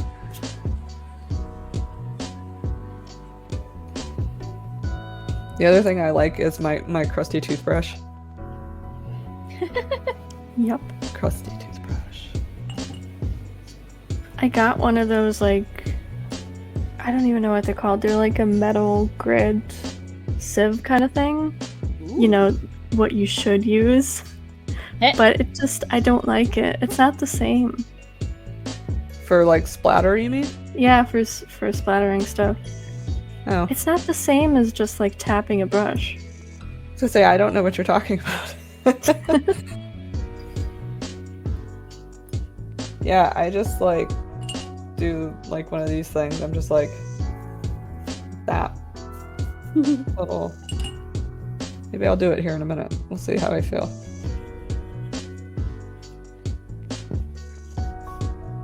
I think there's something fun about it because I really have no idea where it's going to go or what it's going to do. And I just kind of have to live with it. Whatever it decides.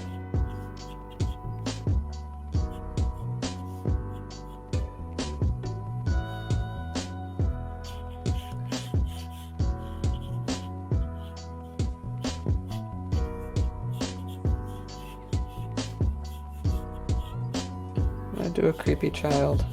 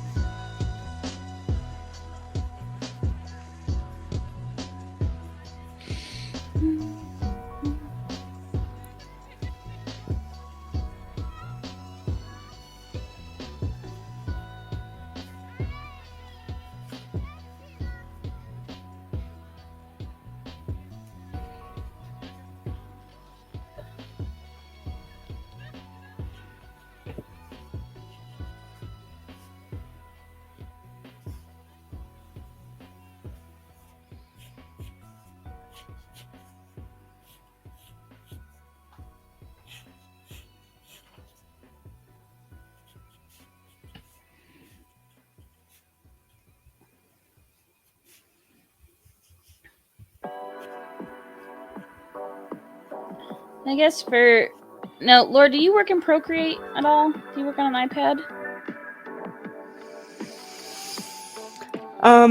When I work digitally, I work in Procreate, but Okay. I have not touched digital painting in years. It's kind of scary to say that out loud. I was thinking months, and I'm like, no, it's been years. Well, I mean, once Not again, like we really. were talking, the last 2 years don't really count because No. time.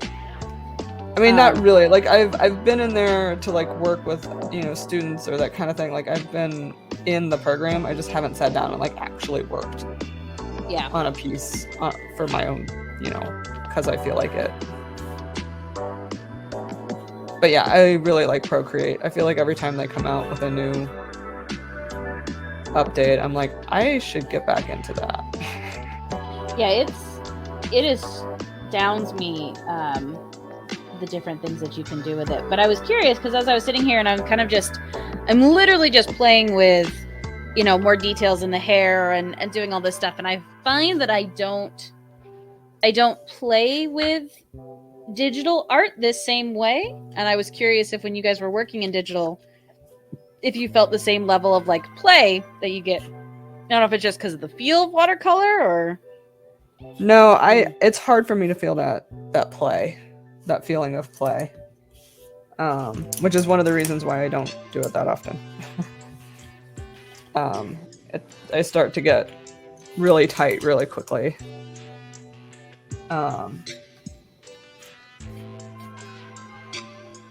Which I think it works for a lot of different styles and stuff, but it's not really, it doesn't work with what I've been doing recently. Mm-hmm. And I can stay loose working digitally, but it takes so much more effort than if I'm just doing it with traditional media, because I have to like think about it. Yeah. The one thing I find that really does help is that when I'm painting in particular, is I pretend like the undo button doesn't exist for as much as humanly possible. Okay. I like that.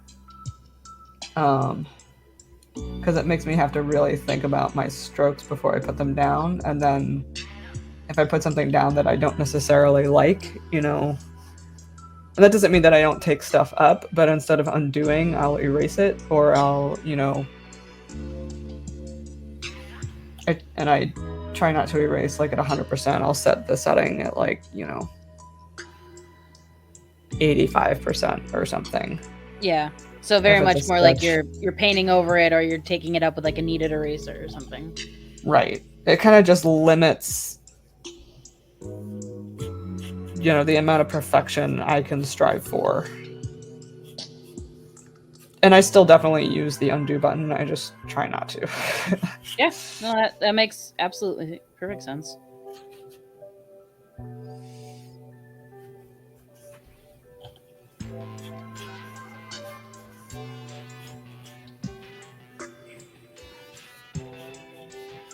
Oh, now both of them are very wet. Yay! Oh, hello, kitty. Hello. You wanna come say hi?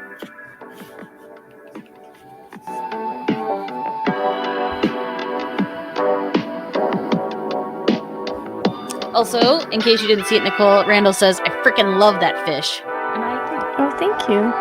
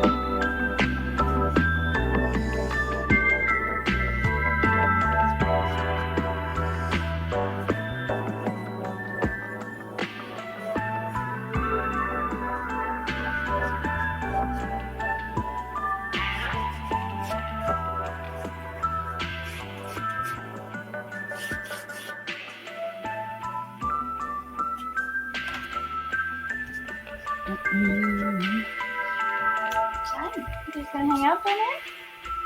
What do you want tomorrow? Did give her a little bit of fresh catnip earlier, so she might still be stoned. Is that how you keep them quiet during your streams? Is you just get them a little high? Just get them a little stoned. Yeah, I don't know. It's funny. She doesn't do anything super crazy. But the neighbor that I have dropped off some very fresh catnip from her garden. So we got fresh nips sweet. today. I feel like that's something. My cats just go absolutely bonkers. But I've never tried fresh. I've just gotten the dried bag stuff. Yeah. Which I realize I have some of that in my freezer, and I'm just like, that looks funny if you don't know what that is. Yeah, I was waiting for her to just lay on the ground and be crazy, but she's just being kind of chill. She's snoozing earlier. My one cat will go crazy for about 30 seconds, and then he loses all interest.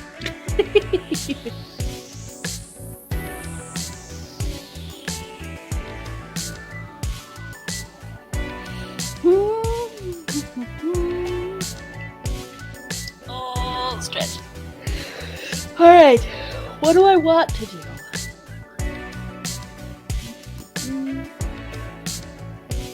I got this toy from, I think it was Chewy.com, and it's a catnip banana. And it's exactly what it sounds like. It's a banana that is stuffed completely full with catnip. Not a real banana, obviously. But my cats love it. They'll go crazy for it, and I just leave it in the same place, and periodically one of them will rediscover it, and then they'll just go crazy again. I love that. Where you're just like, I didn't move it. It's been here, but okay. All right. You're like, it's there the whole time.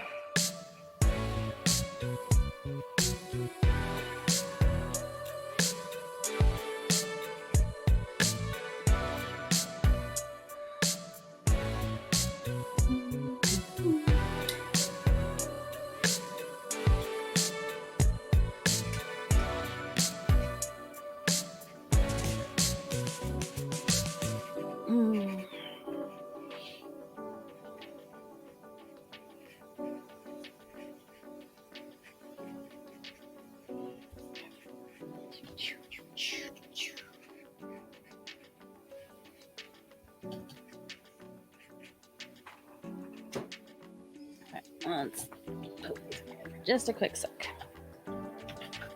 See if this idea works.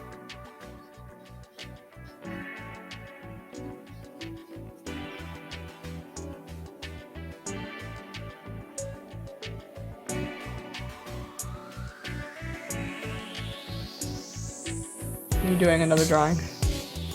I am.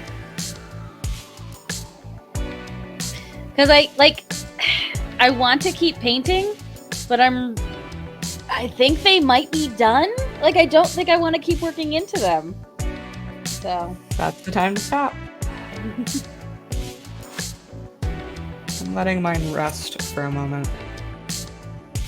They need a break from me.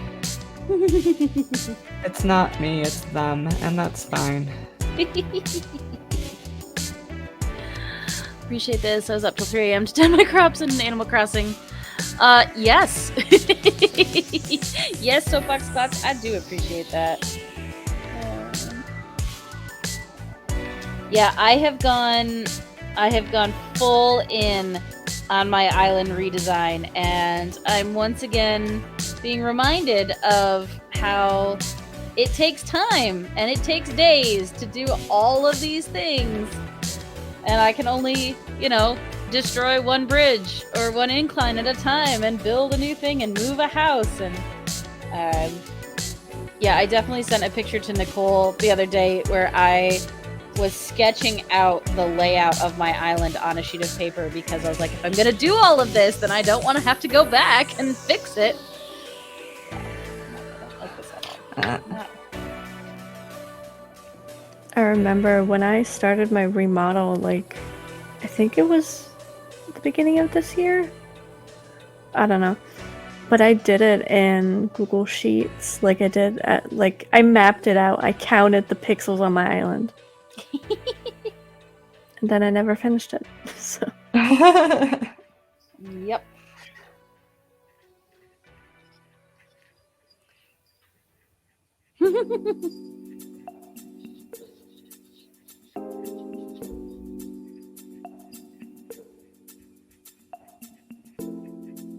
Oh my gosh. I'm sorry. Nicole, and I'm going to share this with you because I'm pretty sure you read it as well, but the one palette, the one that's a little bit more blue on mine, is literally like Lore Olympus colors with Hades and Persephone.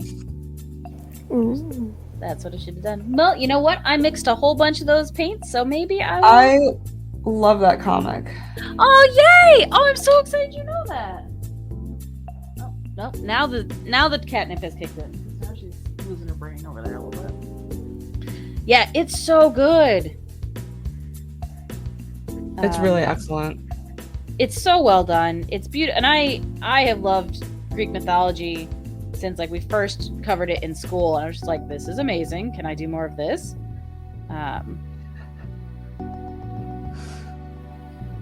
More of this, please.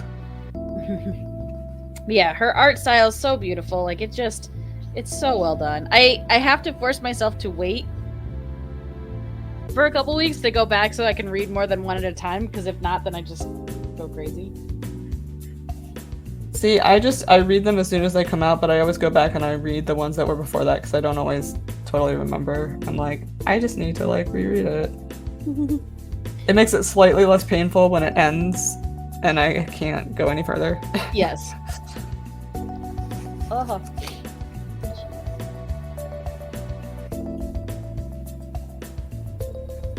Where are you guys reading it?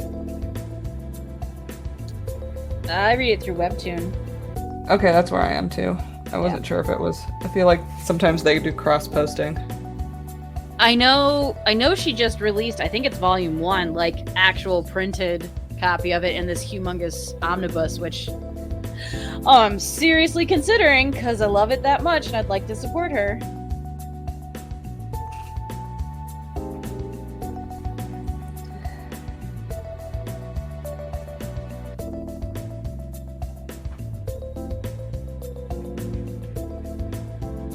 I think I might be done.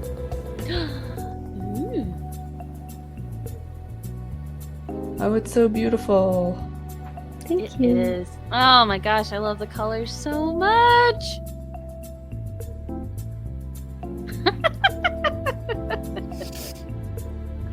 Oh, Hubie.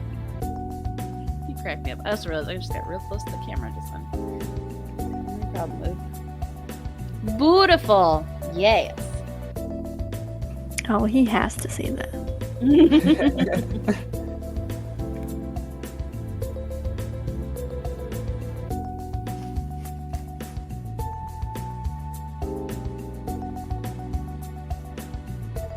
I like most of what's happening with this sketch, except for this little part. What are we doing here? What's happening here?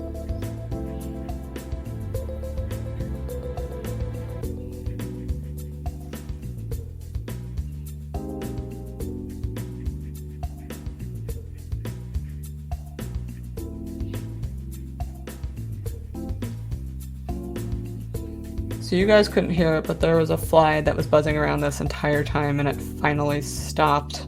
And I'm so happy. Because it was driving me absolutely crazy.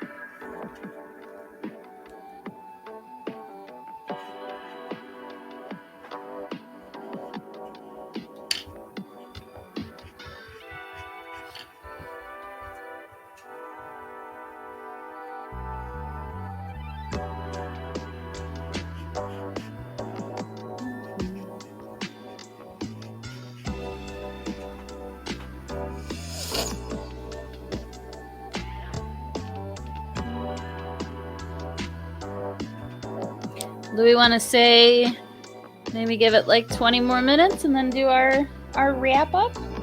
Sure. I'm good with that. Also, probably wouldn't hurt to have a stretch break. I've been sitting like a garbage person this whole time. What? Take care of our bodies, huh? Emily, you crazy.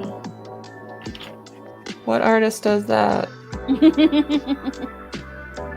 So I went to LXCon and they had an entire talk just on like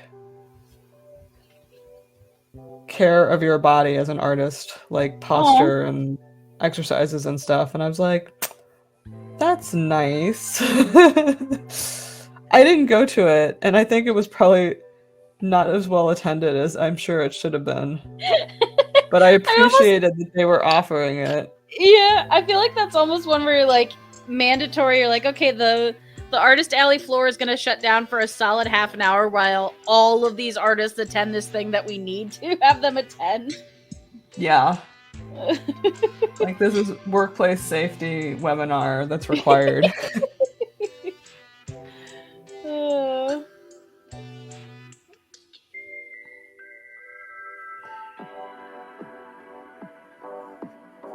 Maybe I will go next time. But I wanted to go. There was a talk by Donato Giancola that I really wanted to go to. Which I always feel like everyone should know who he is. Do you guys know who he is? I don't by name. I might by artwork. He's a very well-known fantasy sci-fi artist. So if you ever buy like the Spectrum books, where it's basically just focused on sci-fi painting, he's really always in that book, like right up top. I think he's been getting awards in there for a really long time, and it was a good talk because he was like, here's some of my bad paintings and here's some award-winning paintings that I did the same year, and let's talk about why this happened. It was very interesting. I love that. Yeah.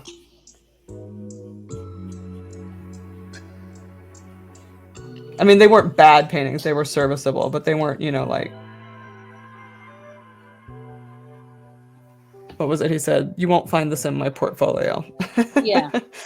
Which at least for me, as an artist, I need to see that. I need to see that from artists that I admire who consistently turn out beautiful, portfolio-worthy work. Like, I need to know that they make stuff that doesn't turn out. Yeah, and I think if I'd really, like, looked into it, like, you could find that information. Well, maybe not all of it. He did say one of them, he was like, you will only find this here in this talk. You cannot find it anywhere else. Like, well, that's good. I feel special. Partially because it came out in, like, I think it was like the 80s or something, so there's not like a digital record of it. Yeah. He was like, you can only really find this piece in print if you go and find this book from published this exact year.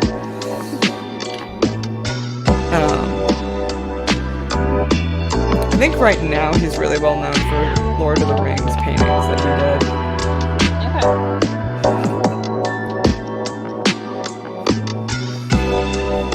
We're so bucks but yeah. I feel like this is like up his alley.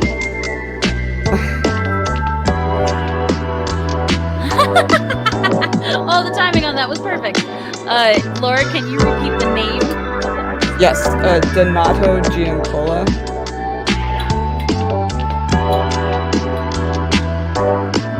It's a very...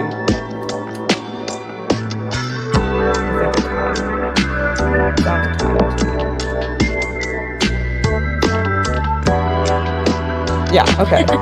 Yeah, so Bucks knows who that is. I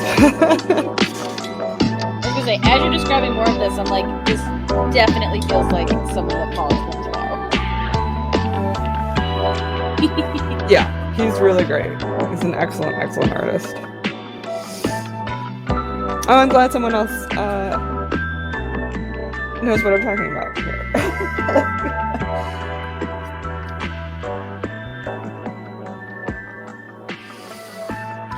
Well, I'll definitely admit to not always being great at learning names of artists. Like, I kind of know them, but it's one of those, like, if I see and follow their artwork, I was like, oh, I know who that is. It's this person. They do this type of stuff. But for some reason, I'm not as good at collecting their name in my brain. I'm the same way. I think there are a couple artists that defy that. Donato Giancarlo is one of them because he was one of the very first artists that I became familiar with. Where I was like, when I realized illustration was a career, like that people actually did that kind of thing. Yeah, he did do some of the recent Magic sets and D&D. I think that's a pretty new thing for him. Nice. But yeah, so I think his name stuck in my head for that reason, and also like John Foster is one of those people who his name just sticks in my head. I think it helps that his name is John Foster. Yes, that was Just a little bit easier to. It's like just one of those names where it's like that sounds like a musician or an artist or something. Yep. Anyway, but he's another artist who I have admired for a really long time.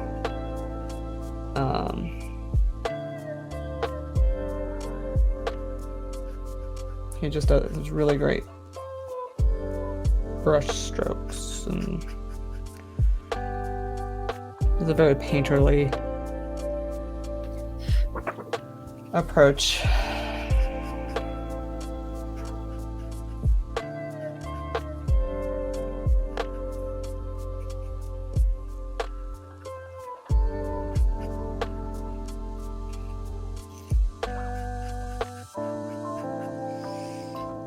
Just having a moment where I stopped and I was just watching both of you just paint.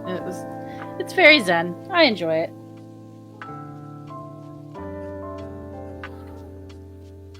Did that a minute ago.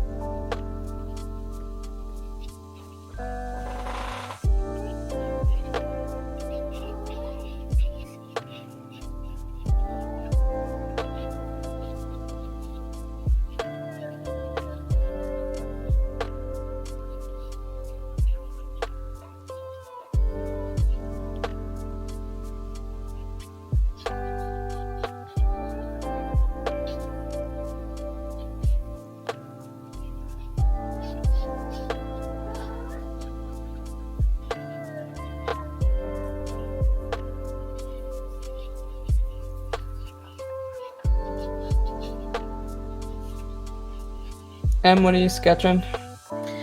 So I sketched a little mermaid girl who I kind of actually really like. I know I shouldn't always sound surprised when that happens, but she's fun. So I might try to, I don't know, she might be one where I actually just take these as base colors and then build off of them with a bigger palette.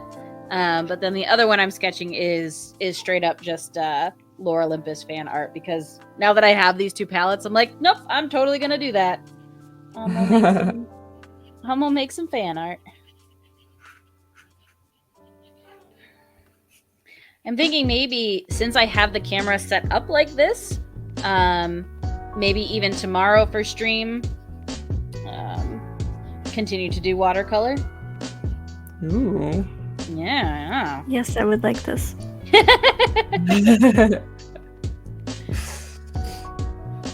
See, it might sound like laziness, but it's actually me being very smart. Like, well, I could move my camera back around, or I could just leave it like it is. You're enjoying this new experience. I am. No, I genuinely am. It's been very relaxing. I'm pleased with how my pieces came out, even though it's very different from the plan that I had going in. But I'm not sad about any of that. It's good.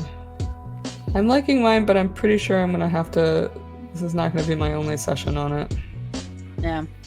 It's funny, these paintings, I like to do these really like loose brushy paintings, and they always look like they don't take much time, or like, you know, they're just super loose, and they always take me so much longer than I feel like they should. Or than they look like they take. Yeah. Yeah, I think there's a deceptive nature to things looking really easy and effortless. Like, no, like it's super, you know, kind of sketchy and light and painterly. And you're like, yeah, it took me 5 hours to do that.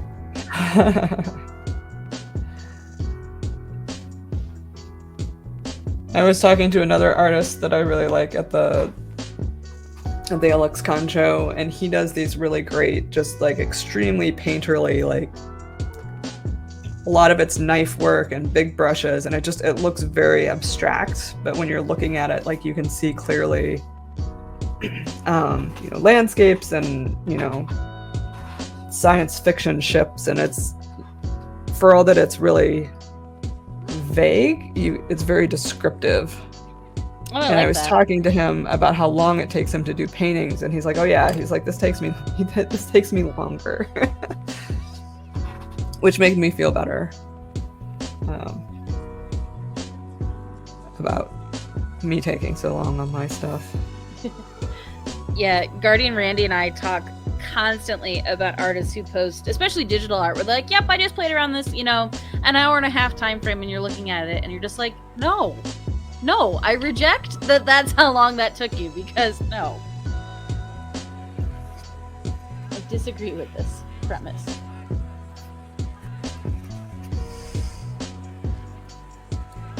I think it's possible. I do think there is a tendency for artists to underestimate how much time you actually spend on something. Yes. I know, like on Procreate, you can time it, but I don't think that doesn't take into account all the other things that you're doing. Mm-hmm. Like if you're stopping and looking at reference, or Yeah.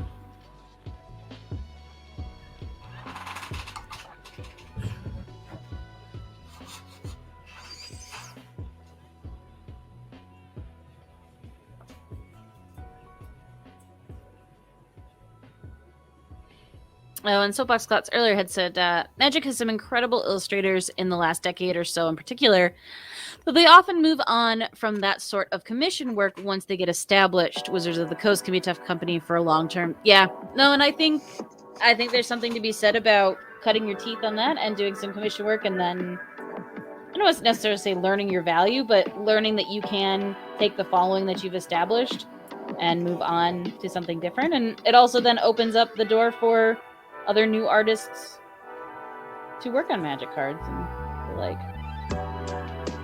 But yeah, I'm it's probably definitely gonna. very difficult if you went into it wanting it to be your full-time career.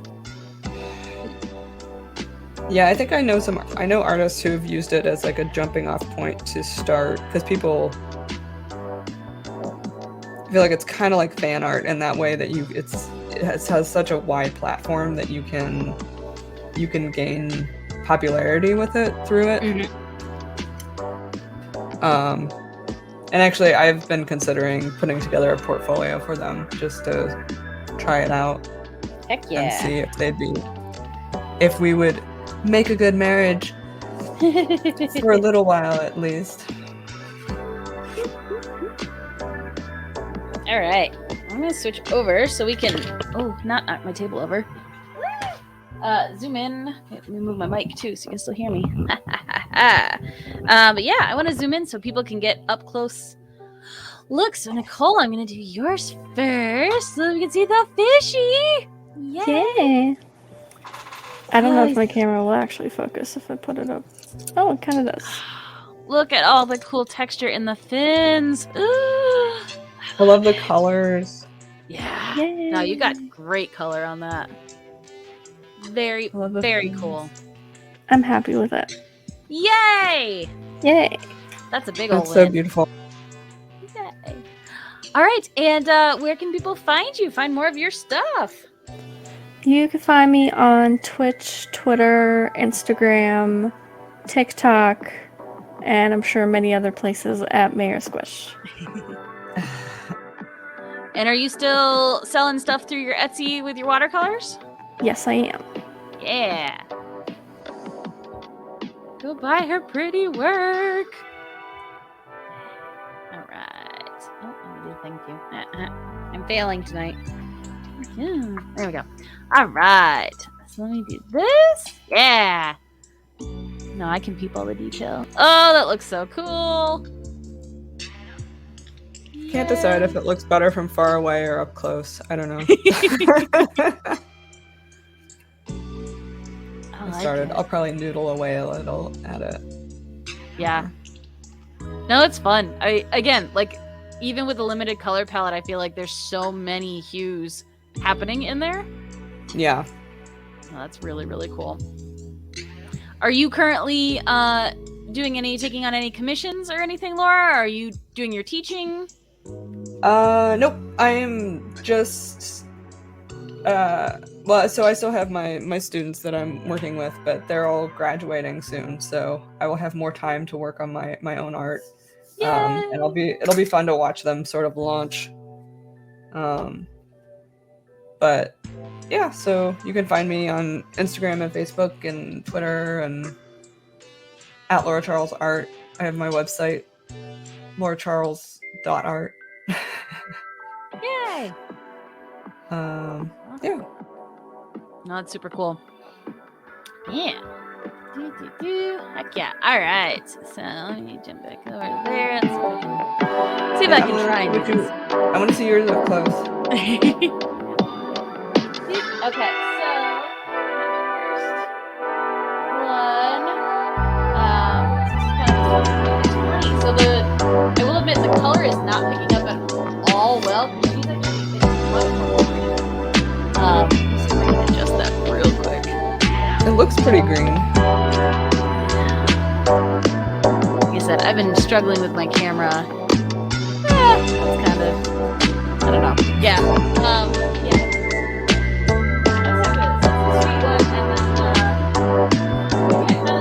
The spookier one. I love it. Yeah. So, again, I've been using her 2 days. I like them. They're fun. Fun, creepy ladies. So. They make a nice pair. It's good stuff. Yeah, they work surprisingly well together. So, I'm very happy about that. But, yeah. Yay! Yeah, and you can find me across the internet at a swan named Emily. We will be back tomorrow with my own personal stream. Probably doing more watercolor because, like I said, everything's set up. And that means I don't have to change it. If you want to see more from the Doodle Crew, we are all across the internet at Doodle Crew Draw. Everybody's contact information is there. If you want to know what supplies we are using or any of that, or suggest prompts to us, hit us up over there. And then you can also see the collection of all our amazing art that we've had throughout season 1 and season 2. Yeah, so thank you. Thank you, everyone, for coming and hanging out with us. We appreciate you. Hello, cat.